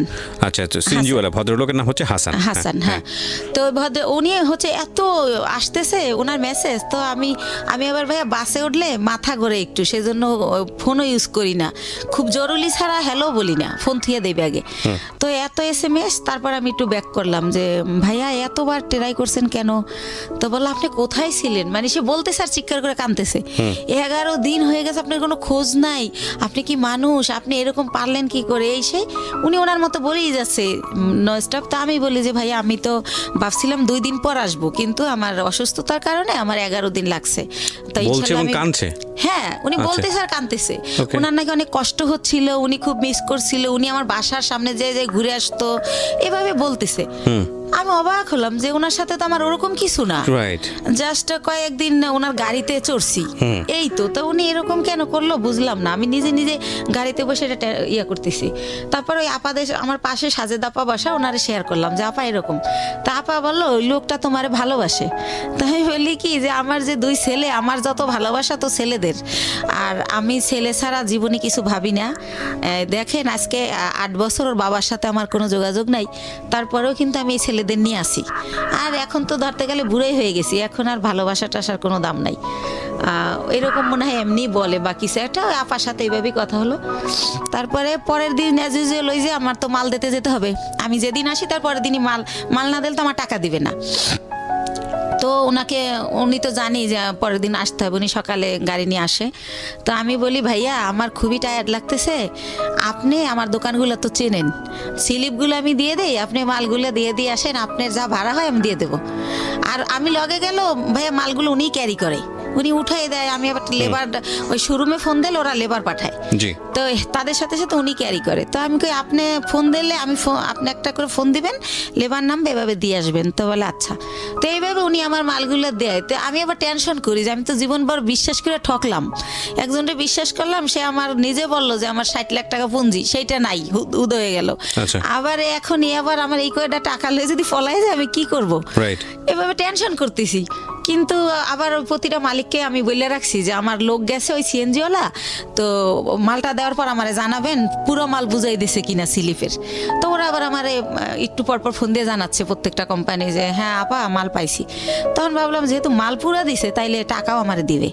তো ঠিক উনি বাসায় আবার আইসা আমার টাকা দিয়ে দেয়। তো এইভাবে টাকা দিয়ে দেওয়ার পরে একদিন উনি বলে যে আপা আমি আপনার সাথে কিছু কথা বলবো, আপনার বাসায় আসতে পারি? তখন আমি বলি কোন ব্যাপারে ভাইয়া? বলে আমি একটা প্রবলেমে পড়ছি, এটা আপনার সাথে শেয়ার করবো। ওকে। তো আমি বললাম আচ্ছা ঠিক আছে আসেন। উনি তো আমার বাসা চিনেই। জি। তো উনি আইসা আমার ড্রয়িং রুমে সোফায় বসে। তো আমি তো ওই পার ব্যথার জন্য ডক্টর বলছে যতটা পারি শুয়ে থাকার। তো আমি ওই পা লম্বা করে কোনো রকম বসি। তো ওনারে আমি বলি যে হ্যাঁ ভাইয়া বলেন, আর নাস্তা দিতে বলি, আমি অসুস্থর কারণে আমার বাসায় আবার একটা কাজের লোক রাখি যে কিছুই তো করতে পারি না পাওয়ার জন্য, তো তারে নাস্তা দিতে বলি। তখন সে বলে যে ওরে যেতে বলেন, ওর সামনে বলা যাবে না। তো তখন আমি ভাবলাম ওরে যেতে বলবো, ও তো কাজ করে তারপর যাবে। তখন আমি বললাম ঠিক আছে তাহলে আপনি আমার বেডরুমে আসেন। তো উনি আমার রুমেই যায়। তারপরে বলে যে আপা এরকম আমার, ও আবার থাকতো আর বোনের বাসায় মোহাম্মদপুরে। আচ্ছা।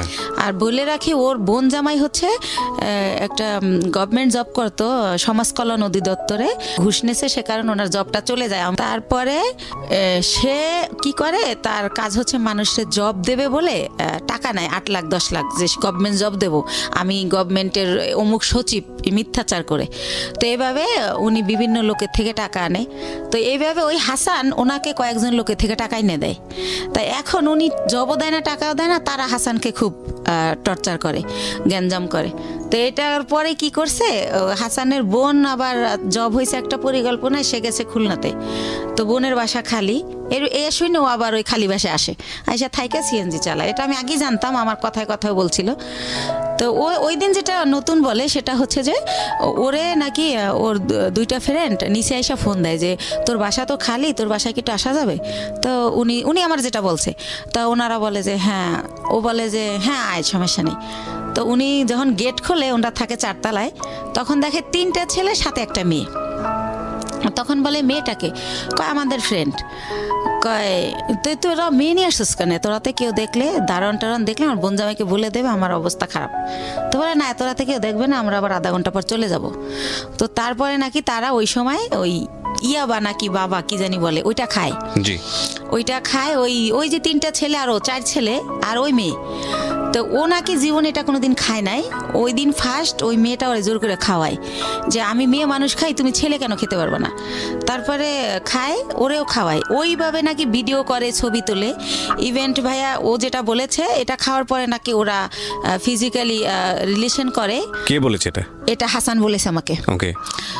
ওই মেয়েটা নাকি ওরেও বাধ্য করে।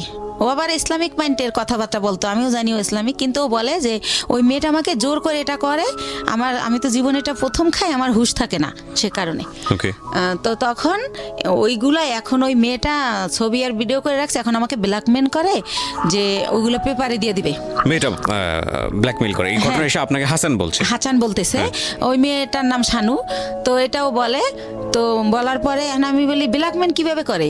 কয় দেখেন আমি কষ্ট করে গাড়ি চালাই, সন্ধ্যার পর স্ট্যান্ডে এসে আমার টাকাগুলোও নিয়ে যায়, আর যদি না দিতে চাই তাইলেই বলে যে যদি না দাস তাহলে কিন্তু ফাঁস করে দেবো, তাহলে কিন্তু পেপারে দিয়ে দেবো। তো আমি বলি আপনি তো আমাকে দিলে আপনার কি প্রবলেম হবে সেটা বলেন। কয় প্রবলেম হবে, আমি বাবা আমার একমাত্র ছেলে, আমার বাবা মা মরেই যাবে, আমার বাবা অপারেশন হয়েছে কয়েকদিন আগে, আমার মা হাই প্রেশারের রুগী। তো আমি বলি আপনি বাবা মার সাথে শেয়ার করেন বিষয়টা যে আমি এরকম পরিস্থিতির শিকার, শেয়ার করলে তারাই আপনার ভালো বুদ্ধি দিতে পারবে আমার চেয়ে। রাইট। তারপর বলেন না এটা তো বলাই যাবে না, আমার মা শুনলে স্টক করবে, সে এরকম। তা আমি বলি কি করব আমি? তো আমি ওনারে বুদ্ধি দেই যে আপনি এখন থেকে টাকাও দিয়েন না, আর ওইখানে যাইন না, কয়দিন গাড়িও চালাইন না, যাতে মেয়েটা আপনার খুঁজে না পায়। তো আমি কই ঠিক আছে, অনেক চিন্তা ভাবনা করে যে আপনি মেয়েটার নাম্বার দেন। তো মেয়েটার সাথে আমি অনেক কথা বলি, ভয়টায় দেখাই যে আমি হচ্ছে ইয়াতে চাকরি করি, পুলিশ ডিপার্টমেন্টে। হ্যাঁ তুমি এটা করো, এমনি তো ইয়াবা খাওয়া তো আইনত নিষিদ্ধ, তারপর তুমি মেয়ে মানুষ, তারপর যেহেতু তুমি খাও তাহলে তুমি এটা ব্যবসাও করো, তোমার জেল হয়ে যাবে, এটা এইসব কই ওরে ভয় দেখাই আর কি, যাতে করে ওরে ও ব্ল্যাকমেল না করে ওর কারণে। তো আবার একটু পরপর ফোন দেয়, আপা শানুরে ফোন দিছিলেন, আপা কি বলছে, এরকম বলতে বলতে তো ওই রিলেটেড হইতে গিয়ে ওর সাথে আরো বেশি কথা হয়ে যায়। তো একটা সময় সে হচ্ছে বলে যে দেখেন ও যেভাবে পারে ও আমার বিয়ে করবে যে কোনো জায়গায় ধইরা, কিন্তু দেখেন এরকম একটা মেয়েকে কি বিয়ে করা যায় যাকে নিজের চোখে দেখছি যে অন্য ছেলেদের সাথে এরকম করছে, এটা তো বিয়ে করা যায় না। তো আমি যদি কারো বিয়ে করি তাহলে ও আমার ছেড়ে দেবে, জানবে আমার বউ আছে, আমাকে আর ডিস্টার্ব করবে না। তা আমি বলি তা আপনার বাবা মা এখন কোথায়? কয় ওনারা তো দেশে, কয়দিন পর ঢাকায় আসবে। আমি আসলে বলবেন জানি আপনার বিয়ে করাই দেয়। তো এইভাবে গেল। উনি কি বলছে ওনার ফ্যামিলিতে আমি জানি না, ওনার বোন আমাকে ফোন দেয়, দিয়ে পরিচয় দেয় আমি হাসানের বোন। ওনার মা আমাকে ফোন দেয়, ওনার বোন জামাই আমাকে ফোন দেয়। তো এইভাবে কথা বলে সবাই, বলতে বলতে আমাকে সবাই দেখতে চায়। তো দেখতে চায় কি উদ্দেশ্যে আমি জানি না। তার বাবা আমাকে বলে, মা তোমার অনেক গল্প শুনছি, তুমি আমার ছেলেটার নতুন জীবন দিছো, এই সেই। আমার ছেলেটা বখাটে হয়ে গেছিলো, নষ্ট হয়ে গেছিলো, খারাপ মানুষের সাথে চলতো, নেশা করতো, এখন কিছু করে না, ভালো হয়ে গেছে শুধু তোমার জন্য। তো এরকম বলেন। আমি বলি, আপনারা তো আমার আসলটা জানেন না, ও হয়তো আপনার আসলটা বলে নাই। কারণ আমার মনে হয়েছে ও হয়তো বলছে আমি আনম্যারিড মেয়ে বা এরকম কিছু, এটা আমি গেস করে এটা বলি। তারপর আমি বলি যে আমার অনেক প্রশংসা তারা করে। আমি বলি, আমি দেখতে অনেক পচা, আমার প্রশংসা করেন না, আমার দেখলে আপনার ভাল লাগবে না, এখন যেমন পাগল, এই দেখার রুচি থাকবে না। তো একটা সময় এত রিকোয়েস্ট করে, তখন যাই। যাওয়ার পরে দেখি যে সবার সাথে দেখা হয়, কথা হয়, তারা আমার অনেক পছন্দ করে বলে। তারপর আমি চলে আসি। আসার পরে পরের দিন ওর মা আমাকে ফোন দিয়ে বলে যে আমার ছেলে তো তোমাকে পছন্দ করে, বিয়ে করতে চায়। ওকে, এটা ওর মা যখন বলে, আমি ভাইয়া একদম কি বলে গাছে থেকে পড়ি যে কি বলে এটা। তখন আমি বলি যে ওর মারে আবার আমি মাই বলি যখন ওদের বাসায় যাই, যেহেতু ও বলে পরিচয় দেশে বন্টন করে। তো বলি যে মা আপনি এটা কি বলেন, আমি হচ্ছে আমার বেবি আছে, আমি বিবাহিত। আমি ওর কিন্তু 2টা বিয়ে, এটা আমি আগে জানতাম না, এটা আমি পরে বের হয়েছে আমার বিয়ের পরে। আর আপনার ছেলে তো আনমেরিড, আপনি একটা আনমেরিড মেয়ে বিয়ে করাবেন, আমাকে কেন?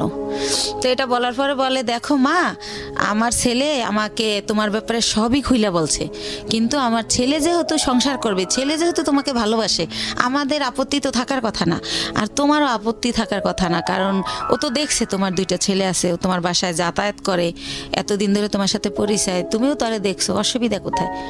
তো এরকম করতে করতে আমি রাজি হই না, কিন্তু সে ওই গানই বাজায় যে আমার কাছে হাজারো বার ফোন দেয়, আমি কই কি করি, কি খাইছি, তো ঘুমাইছি কিনা, তো নাস্তা করছি কিনা, এভাবে ফোন দিতে থাকে। তার মধ্যে আমি আবার ইন্ডিয়া চলে যাই, সে আবার ওরকম, তোমার পাশে কে বসছে, ছেলে মানুষ বসছে না মেয়ে মানুষ বসছে, এরকম মানে এভাবেই করে। তো হোটেলে বিয়েটা করলেন না করার আগে অবস্থা? বিয়ে করি নাই, তখনই এরকম এইভাবে মানে সে এত কেয়ার করে, মনে হয় যে আমি হেঁটে গেলে সে ব্যথা পায়, এরকম একটা ভাব। হ্যাঁ, তারপরে হচ্ছে টিকিট কাটছি, গাড়ি 2:30টায় ছাড়বে, হয়তো বা 1:15 টিকিট কাটলাম, তো খেতে গেলে তো আর গাড়ি ফেল করব, তো টিকিট কাটছি, ফোন দিতেই থাকতো। তো বলতাম যে খাওয়ার টাইম নেই, হচ্ছে জুস কিনে উঠছি, তো বলতো ইয়ারে সুপারভাইজারে বলো 10 মিনিট লেট করতে, খাইয়া গাড়িতে ওঠো, না খাই উঠবা কেন, ঢাকা আসতে রাত 12। তো এইরকম মানে আমার লাইফে ভাইয়া এই কেয়ারিংটা তো কোনো সময় কেউ করে নাই, ছোটবেলা মাও করতো না। তারপরে যে বিয়ে নামক একজনের সাথে মাঝে মধ্যে দেখা হতো, তার সাথে তো আমার কিছুই হয় না এই ধরনের। তো ওই ব্যাপারগুলো আমার খুব ভালো লাগতো, যে আল্লাহ আমি খাইলাম কিনে ডেনে টেনশন করে, রাতের 1টা বাজে আমার অনলাইনে দেখলে, এই এখনো ঘুমাও না কেন, ঘুমাও। এর মধ্যে তুমি কথা বলা শুরু হলো, তো সেও তুমি বলে, আমিও তুমি বলি, আর ভাইয়া আপু বলি না, হেও আপু বলে না, আমিও ভাইয়া বলি না। তো এরকম, তো একটা পর্যায়ে হচ্ছে সে মাঝে মধ্যেই বাসায় যেতে চায়। তখন আমি চিন্তা করলাম যে আমার ছেলে যেহেতু বড় হয়েছে, তো এই ব্যাপারটা আমার ছেলে খারাপভাবে নেবে, বা আমার ছেলে আমার ঘৃণা করবে, ছেলে আমার খারাপ ভাববে। তো আমার ছেলেকে না আমি একদিন বলি যে বাবা এরকম এরকম ব্যাপার। তো আমার ভাগ্নে আছে ইমরান, বড় বোনের ছেলে, ওর কাছে বলি, আমার বোনের মেয়ের কাছে বলি। তো বলার পরে বলতেছে যে একটা মেয়ের বিয়ে, স্বামী, সংসার যে একটা জিনিস, আপনার তো সেটা হয় নাই, আমরা তো সবই জানি। তো যেহেতু সে একা কইলে আমরা নিষেধ করতাম। আমার ভাগ্নিকে বিয়ে হয়ে গেছে, এরকম বড়রা বিয়ে হয়েছে, বাচ্চা হয়েছে, এক ভাগ্নির হচ্ছে ছেলে হয়েছে। তো বলতেছে যে যেহেতু তার বাবা মাও আপনার নিতে চাইতে, তো আপনার খুশি হওয়ার কথা। তো আমি কিভাবে খুশি হব, সে তো ড্রাইভার, আর একজন ড্রাইভার কয় টাকা আর্ন করে, সে আমারে খাবে না আমার বাচ্চা খাবে, আমার তো সে সারা জীবন এই কাজ করেই খেতে হবে, তাহলে আর বিয়ে বয়ে লাভ কি? তো একটা সময় এভাবে বলিও, নিজে ওদেরকে অ্যান্সার করি, কিন্তু আবার সে যখন কথা বলে খুব ভালো ভালো সুন্দর সুন্দর করে, তখন আবার তার জন্য আমার মায়া লাগে। তো এরকম করতে করতে একটা সময় চিন্তা করলাম যে টুকটাক করে বাসা আসে, ছেলে ব্যাপারটা খারাপভাবে নিবে। তো ভাগ্নেরে দিয়ে ছেলেরে জিজ্ঞেস করাইলাম, ভাগ্নে বললো যে না আমার ছেলে রাজি। আমি সরাসরি জিজ্ঞেস করলাম না, লজ্জায়। তো তারপরে আমরা বিয়ে করে ফেললাম।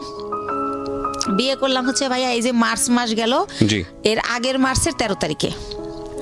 তো বিয়ে করলাম বলতে এইভাবে বিয়ে করার পরে সে আমার বাসায় থাকা শুরু করলো। আর হচ্ছে আমি বললাম যে সিএনজি আর চালাইও না, মানে একজনের ড্রাইভার আমার হাজবেন্ড একটু লাগে, কারণ এইরকম ফ্যামিলির তো মেয়ের আমি না, হয়তো আমি ভাগ্যদোষে কষ্ট করতেছি।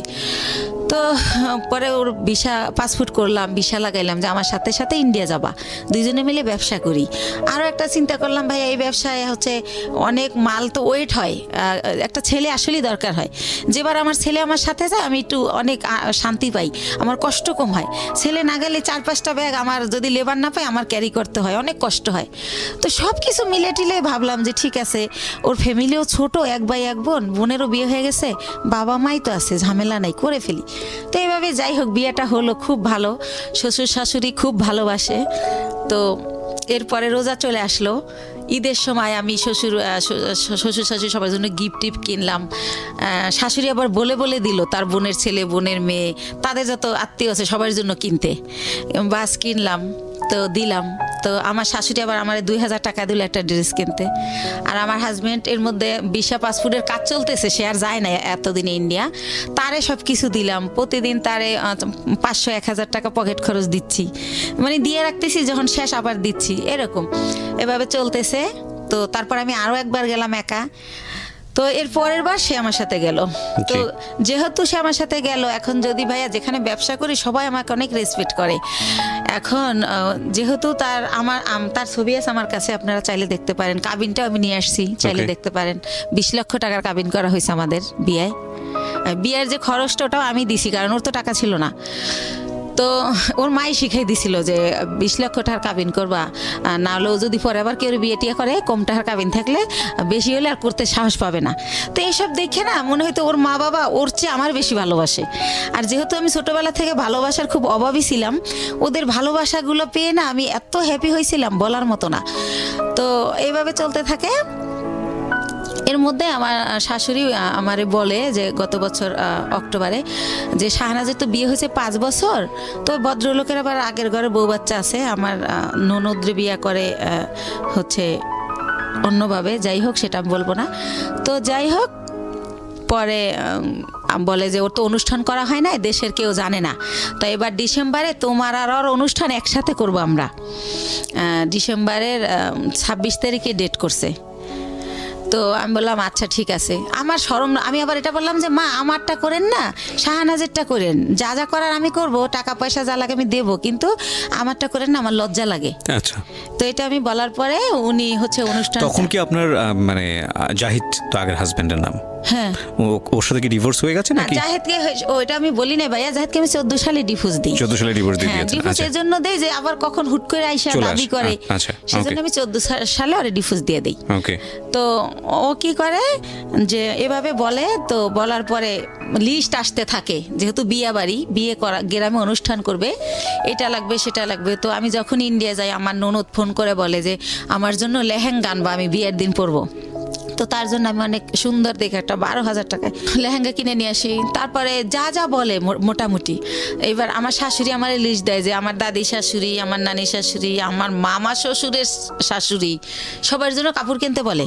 এটা কি তাদের এলাকার নিয়ম কিনা আমি জানি না, আমাকে কিনতে বলে, তো তাও আমি কিনি। আর এর মধ্যে ভাইয়া একটা কথা বলে রাখি, হাসান আমার বাসায় যখন যায়, সিএনজির যে কালারের জানেন তো ড্রেস, তো ওই কালারের একটা প্যান্ট থাকে নর্মাল, আর ওই সিএনজির একটা শার্ট, এইটা পরে কিন্তু আমার বাসায় যায়। কিন্তু এর মধ্যে ওরে আমি অনেক প্যান্ট শার্ট, অনেক ঘড়ি, যা বলেন মানে সুন্দর দেখানোর জন্য যা যা প্রয়োজনীয়, কমপ্লিট স্যুট, শু, মানে ওর পুরো গেট আপ টেট আপ আমি চেঞ্জ করে ফেলি। তো ওর বোন দেখে বলে আল্লাহ রে, আমার ভাইয়ারে তো রাজপুত্র বানাই ফেলাইছে আমার ভাবি, আমার ভাইয়ারে এত সুন্দর লাগে তা আগে বুঝতাম না, এইভাবে সবাই বলে। তো এইভাবে চলতে থাকে। আর আমি তো ভাইয়া কষ্ট করি ঠিক আছে, কিন্তু আমার ছেলেরা তো ওইভাবে বড় হয় নাই। তো আমি ভালো বাসায় থাকি, আমার বাসায় 2টা দারোয়ান, আমার ওরকম ফ্ল্যাটে আমি থাকি হাইফাইভাবে।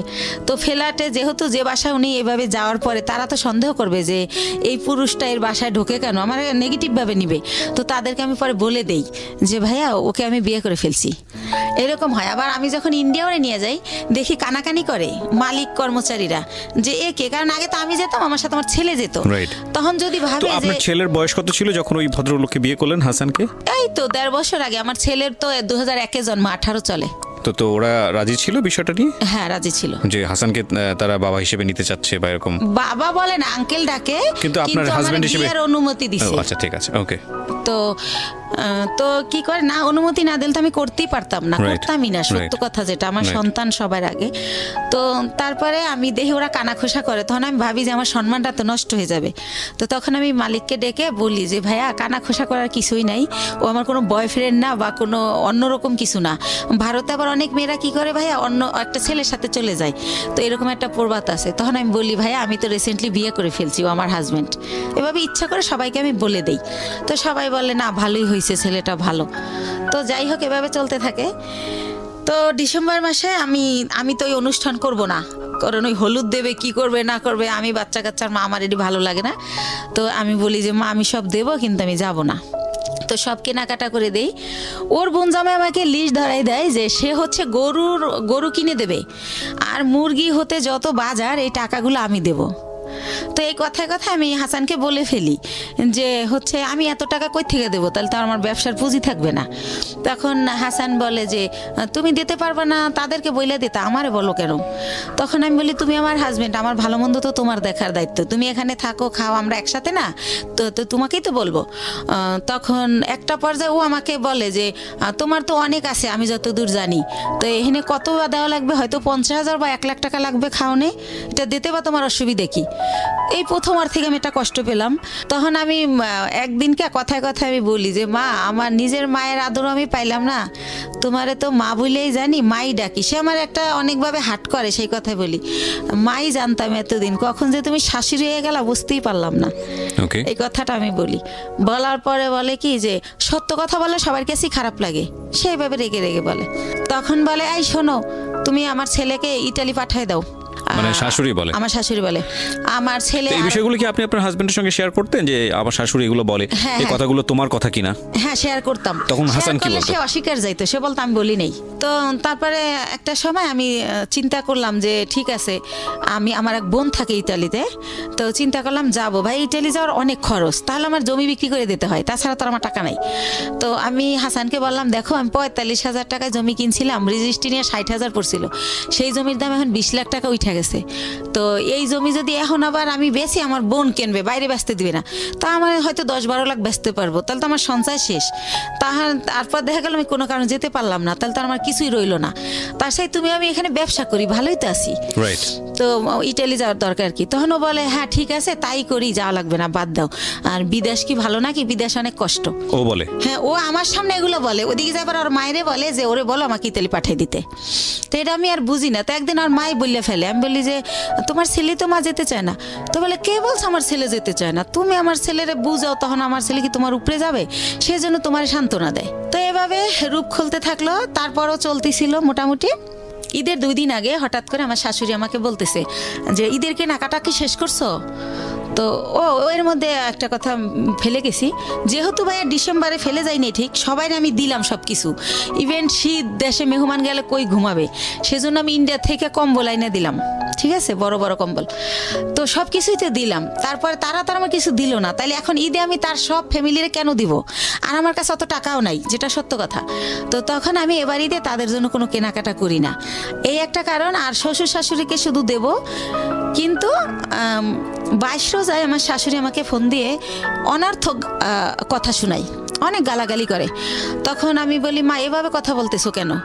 তারপরে ভাইয়া ঈদের দিন সে সকালবেলা মার কাছে গেল আমার বাসার থেকে, যাওয়ার পরে সন্ধ্যাবেলা ওর বাসায় গেল, যায় বলতেছে যে আমি একটা ছেলে, আমার জীবনটাই ব্যর্থা, সিএনজি চালাইতাম তাই ভালো ছিল, একটা ঈদ গেল আমি বাবা মারে কিছু দিতে পারলাম না, এবার বলতেছে।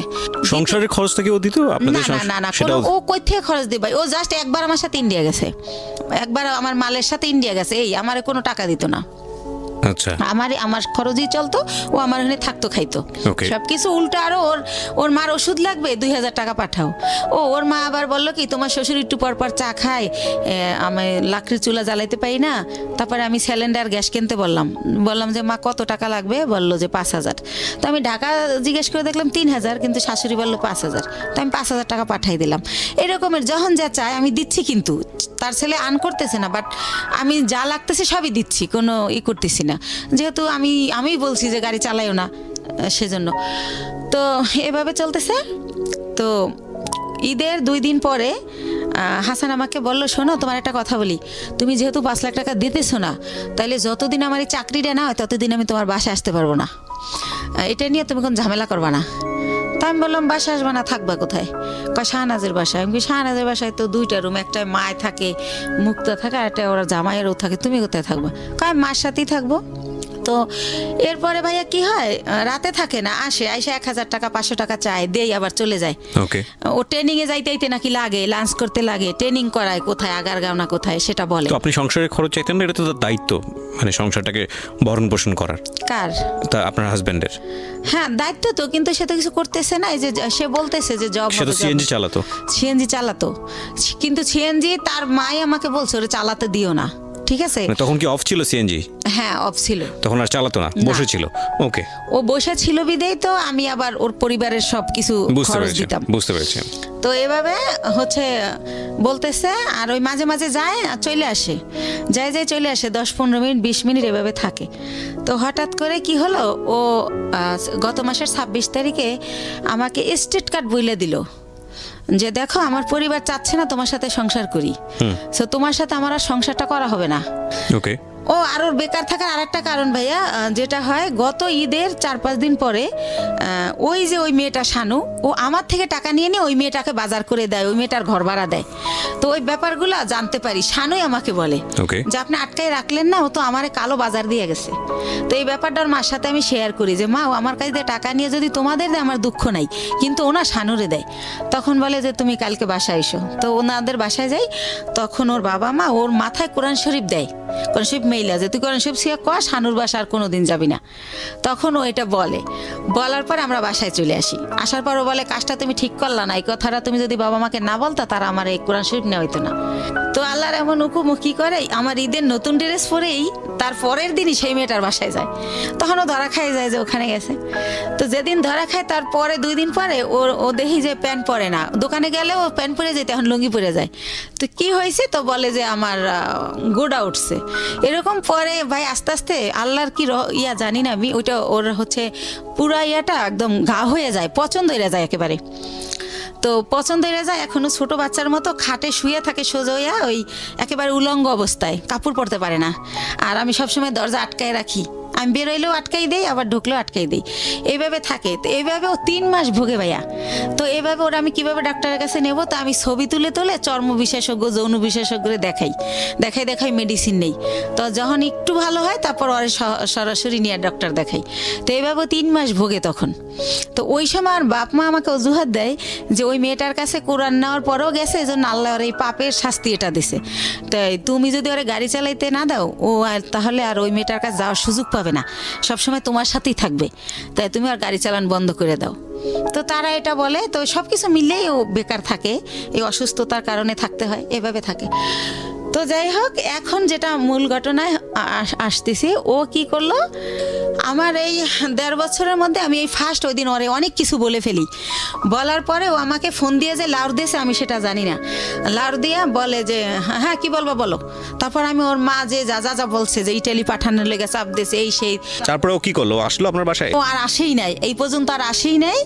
ও ওই দিনকা ওর মা যখন বলার পর ও আমাকে ফোনে অনেক খারাপ, ওর মা বোন শিখাই দিয়েছে, আর ও আমাকে বাজেভাবে গালি দেয়, অনেক গালি দেয়, আমার বাবা মা তুলে অনেক গালি দেয়, গালি টালি দিয়ে বলে যে আমি যাবো না, তোরে আর রাখবো না, তুই যা পারিস করিস না। আমরা এই জিনিসগুলো পারিবারিক কোন্দল, এগুলা নিয়ে কে কি বলেছে না বলেছে এত ইন ডিটেইলে যেতে চাই না। আমি ইন্টারাপ্ট করছি আপনাকে। সেটা হচ্ছে যে আপনি আমাকে বলেন যে আপনি ভদ্রলোককে বিয়ে করেছিলেন কত বছর হলো? এই তো 1 বছর 3 মাস। 1 বছর 3 মাস। 1 বছর 3 মাসের মধ্যে আপনার সংসারে কোনো খরপোশনি দেয়নি, উল্টো আপনি ওনাকে এস্টাবলিশ করার চেষ্টা করেছেন। ওকে, এখন লাস্ট পর্যায়ে কি দাঁড়িয়েছে? উনি কি আপনার সঙ্গে আছেন নাকি আপনারা সেপারেট হয়ে গেছেন? না, এই যে 28 তারিখ আমার লাস্ট কথা হয়েছে, এরপরে আর এই পর্যন্ত কোনো যোগাযোগ সে আমার সাথে করে নাই। তার মা তার সিম ভেঙে ফেলছে, এখন আমি তারে ফোনে পাই না। তাহলে কি পেলেন? 1 বছর 3 মাসের শিক্ষাটা কি পেলেন, আর পুরো জীবন জুড়ে এই বৈবাহিক জীবনের শিক্ষাটা কি পেলেন? আপনি তো আজকের এই গল্পটাই বলতে এসেছেন। সবকিছু মিলিয়ে আপনি আমাকে এটা বলেন যে রেডিওতে এই গল্পটা আপনি কেন বললেন? আমি একটা মেসেজ পেয়েছি, সেটা আমি আমার মতো করে বলবো, বাট আপনি কেন আসলেন? আমি আসছি ভাইয়া যে আমি যদি আমার বাবা মা যদি যখন জানছিল যে ওই লোকটা আসলে জামাই হিসাবে না, তখনও যদি আমাকে বাদ দিত তাহলে তো আমার বেবিও হতো না। তারপরে যেহেতু আমার ভাই বোন সব এস্টাবলিশ, তাদের অনেক কিছু আছে, তারা বাইরে দেয়, কিন্তু আমি আমার বাচ্চা দুইটা নিয়ে এত কষ্ট করি এটা তারা চোখেই দেখে না। তাহলে এরকম যদি হয় ঘরে ঘরে যে কোনো ভাই বোন এক ভাই বোনকে হেল্প করবে না, তাহলে কেমনে হবে? তারপরে জীবনের প্রথম পার্টটা নিয়ে আমি শুধু এতটুকুই বলতে পারি যে আপনি অনেক দুর্ভাগ্যবান, এবং আপনার ফ্যামিলি আপনার প্রতি যেটা করেছে সেটা ভয়াবহ রকমের অবিবেচকের মতো কাজ করেছে। আপনার বাবা বেঁচে আছেন? জি বেঁচে আছেন। তো আপনার বাবা এই যে বড়টা ভুলটা করেছে সেই ব্যাপারে কি বলে? আমার বাবা যখন জানে ওর ওই ব্যাপারটা, তখন আমার বাবা আর দিতে চায় না আমাকে, কিন্তু আমার বড় বোন আর আমার মা এটা জোর করে। আর আমার পরিবারে আমার মাই সব, আমার বাবার কোনো কথা থাকে না, মানে মা যেটা বলে ওইটা রাইট। আমার বাবা অনেক সহজ সরল, অনেক নরম। তাহলে এখানে আমার বাবা তো মনে করেন আজকে প্রায় 10 বছর সে কিছু করে না, রিটায়ার্ড, সে বেকার, তার তো কোনো দাম নাই। সেদিক থেকে তার ইকোনমিক সলভেন্সি যেহেতু নাই, তার কথার পাওয়ারও সেরকম নাই। এটা একটা মারাত্মক রকমের সমস্যা আমাদের সোসাইটিতে। অর্থের জোর সবচেয়ে বড় জোর। তো কিছুই বলার নেই আসলে। আমি আপনার মাকেও সম্মান জানাতে চাই, পরিবারের সবাইকে সম্মান জানিয়ে বলছি যে পরিবারের সদস্য যখন একজন খারাপ থাকে তখন বাকি সবারই পাশে দাঁড়ানো উচিত, এবং সেটা না দাঁড়ালে যেটা হয় যে উনি যখন পিছিয়ে পড়েন তখন পুরো পরিবারটাই আসলে পিছিয়ে পড়ে, হাজার হলেও সে আপনাদের বোন। এই জায়গা থেকে একটা বড় ভুল। আর দ্বিতীয়ত আমি মনে করি যে দ্বিতীয় ব্যাপারটা ছিল এক ধরনের ট্র্যাপে পড়া, ফাঁদে পড়া, আমি যদি ভুল না করে থাকি। আপনি কি ওনাকে এখনও আপনার লাইফে চান? আপনার যে হাজব্যান্ড যিনি হাসান, তাকে কি এখনও সংসারের জীবনে চান, নাকি আলটিমেটলি এখান থেকে আপনি একটা শিক্ষা নিয়েছেন যে না আমার সেই মানুষটাকে আর দরকার নাই? কি বলবেন? শিক্ষা নিয়েছি, কিন্তু তারপরেও চাই, কারণ ভালো তো বাসি। একটা পুরুষকে যদি ভালোবাসার ওকেই বেসেছিলাম, বা ও ভালোবাসা যদি পাই, হয়তো খাওয়ান পরন দেয় নাই, কিন্তু সে ভালোবাসাটা মোর কাছে পেয়েছিলাম, সে কারণে ওকে পেতে চাই, কিন্তু জানি না হয়তো পাবো না। পুরো গল্পটা আমি খুব চুপ করে শুনছিলাম, আমি ভাবছিলাম আসলে গল্পের মেসেজটা আসলে কোথায়। মেসেজ আসলে সেই অর্থে নাই আজকের এই গল্পে। তবে একটা জায়গায় যদি একটু থামার চেষ্টা করি, আমরা যদি পজিটিভলি দেখি, সেটা হলো যে এই ভদ্রমহিলা একটা সময় পর্যন্ত নিজে দাঁড়ানোর চেষ্টা করেছেন, যেভাবেই হোক না কেন গায়ে গতরে খেটে পরিশ্রম করে তিনি চেষ্টা করেছেন সংসারটাকে দাঁড় করানোর। সেখানে এসে একটা ভুল আমি বলবো, যে ভুলটা হচ্ছে এই বয়সে এসে প্রেমে পড়া, ভালোবাসায় পড়া, এবং সেই মানুষটাকে নিজের জীবনে এমনভাবে জায়গা দেওয়া যে আপনার বয়স কত বলছিলেন? 35 বছরের জীবনে এসে 16 বছর বা 18 বছর মানুষের যে ভুলগুলো করে, সেই ভুলগুলো করে নিজের জীবনে একটা অনেক বড় কষ্ট পাওয়া। আমি বরং বলবো যে এই জায়গাটা একটু শক্ত হলেই বরং ভালো হতো, যে সেকেন্ড থটটা না দেয়া নিজের জীবনে। কিন্তু এটাও তো ঠিক যে তিনি তো সারা জীবন জুড়ে কারো ভালোবাসা পাননি। সে অর্থে একটা মানুষ যখন কায়া হোক ছায়া হোক যাই হোক না কেন সামনে এসে দাঁড়িয়েছে, সেই জায়গাটি থেকে তার ভুল হওয়াটা স্বাভাবিক, যে আসলে সঠিক মানুষটি সে চিনতে পেরেছে কি পারেনি। আমার মনে হয় আরেকটু সময় নেওয়া উচিত ছিল। ভালোবাসাগুলো আসলে এরকমই। তবে এটা ঠিক যে জীবনে কাউকে রিসিভ করার আগে ভালোবাসতে গিয়ে আসলে কোনো লজিক খাটে না, মন থেকে চলে আসে সেটা। এবং সেজন্যই বুড়োরা ইয়াংদের প্রেমে পড়ে, ইয়াংরা বুড়োদের প্রেমে পড়ে। যেখানে প্রেমে পড়া উচিত নাই সেখানে প্রেম চলে আসে। সেগুলো হয়তো বা খুবই ন্যাচারাল, কিন্তু এই ন্যাচারাল জিনিসটাকে জীবনে লজিস্টিক ফ্রেমে যখন মানুষ বাঁধতে চায়, মানে বিশেষ করে বিয়ের জায়গাটিতে, তখনই হলো চিন্তার বিষয়। সেই জায়গাটি আসলে শুধু ইমোশন দিয়ে চিন্তা করাটা একটা বোকামো, এবং সেই বোকামোটা যে কোনো লেভেলে জীবনের যে কোনো জায়গাতে হতে পারে। আপনার জীবনের পজিটিভ দিক হচ্ছে আপনি গায়ে গতরে খেটে নিজেকে স্টাবলিশ করতে পারেন, সেটা আপনি প্রুভ করেছেন। সুতরাং আপনার উপর আমরা বিশ্বাস রাখতে পারি যে আপনি এই জায়গাটা থেকে বের হয়ে আসতে পারবেন, এবং বের হয়ে আসার মতো অবলম্বন আপনার আছে, বিশেষ করে আপনার দুটো সন্তান। সুতরাং সেদিক থেকেও আপনি অনেক বেশি ব্লেসড। সো প্রিয় শ্রোতা, আজকের এই জীবন গল্প একটা পরিশ্রমী মানুষের জীবনের গল্প, যে পরিবার থেকে কোনো সাহায্য পায়নি, সংসার জীবনে সুখী হতে পারেনি, একজন পাগলকে বিয়ে করে পুরো জীবনটাই এক অর্থে অন্যরকম স্রোতে ভেসে যাওয়া মানুষ, এবং তারপরে যখন সুখের দিন এসছে তখন ভালোবেসে ভুল করা একজন মানুষ। তারপরও আমরা সম্ভাবনা দেখি। জীবন আসলে এরকমই। নাটকের মোড় আসলে গুড একটা ফিনিশিং এনে দেয়, কিন্তু জীবনের মোড় সেই গুড ফিনিশিংয়ের কোনো ধার ধারে না। এই জন্যই আমরা বলি জীবন নাটকের চেয়েও অনেক নাটকীয়। ভালো থাকুন, শুভরাত্রি।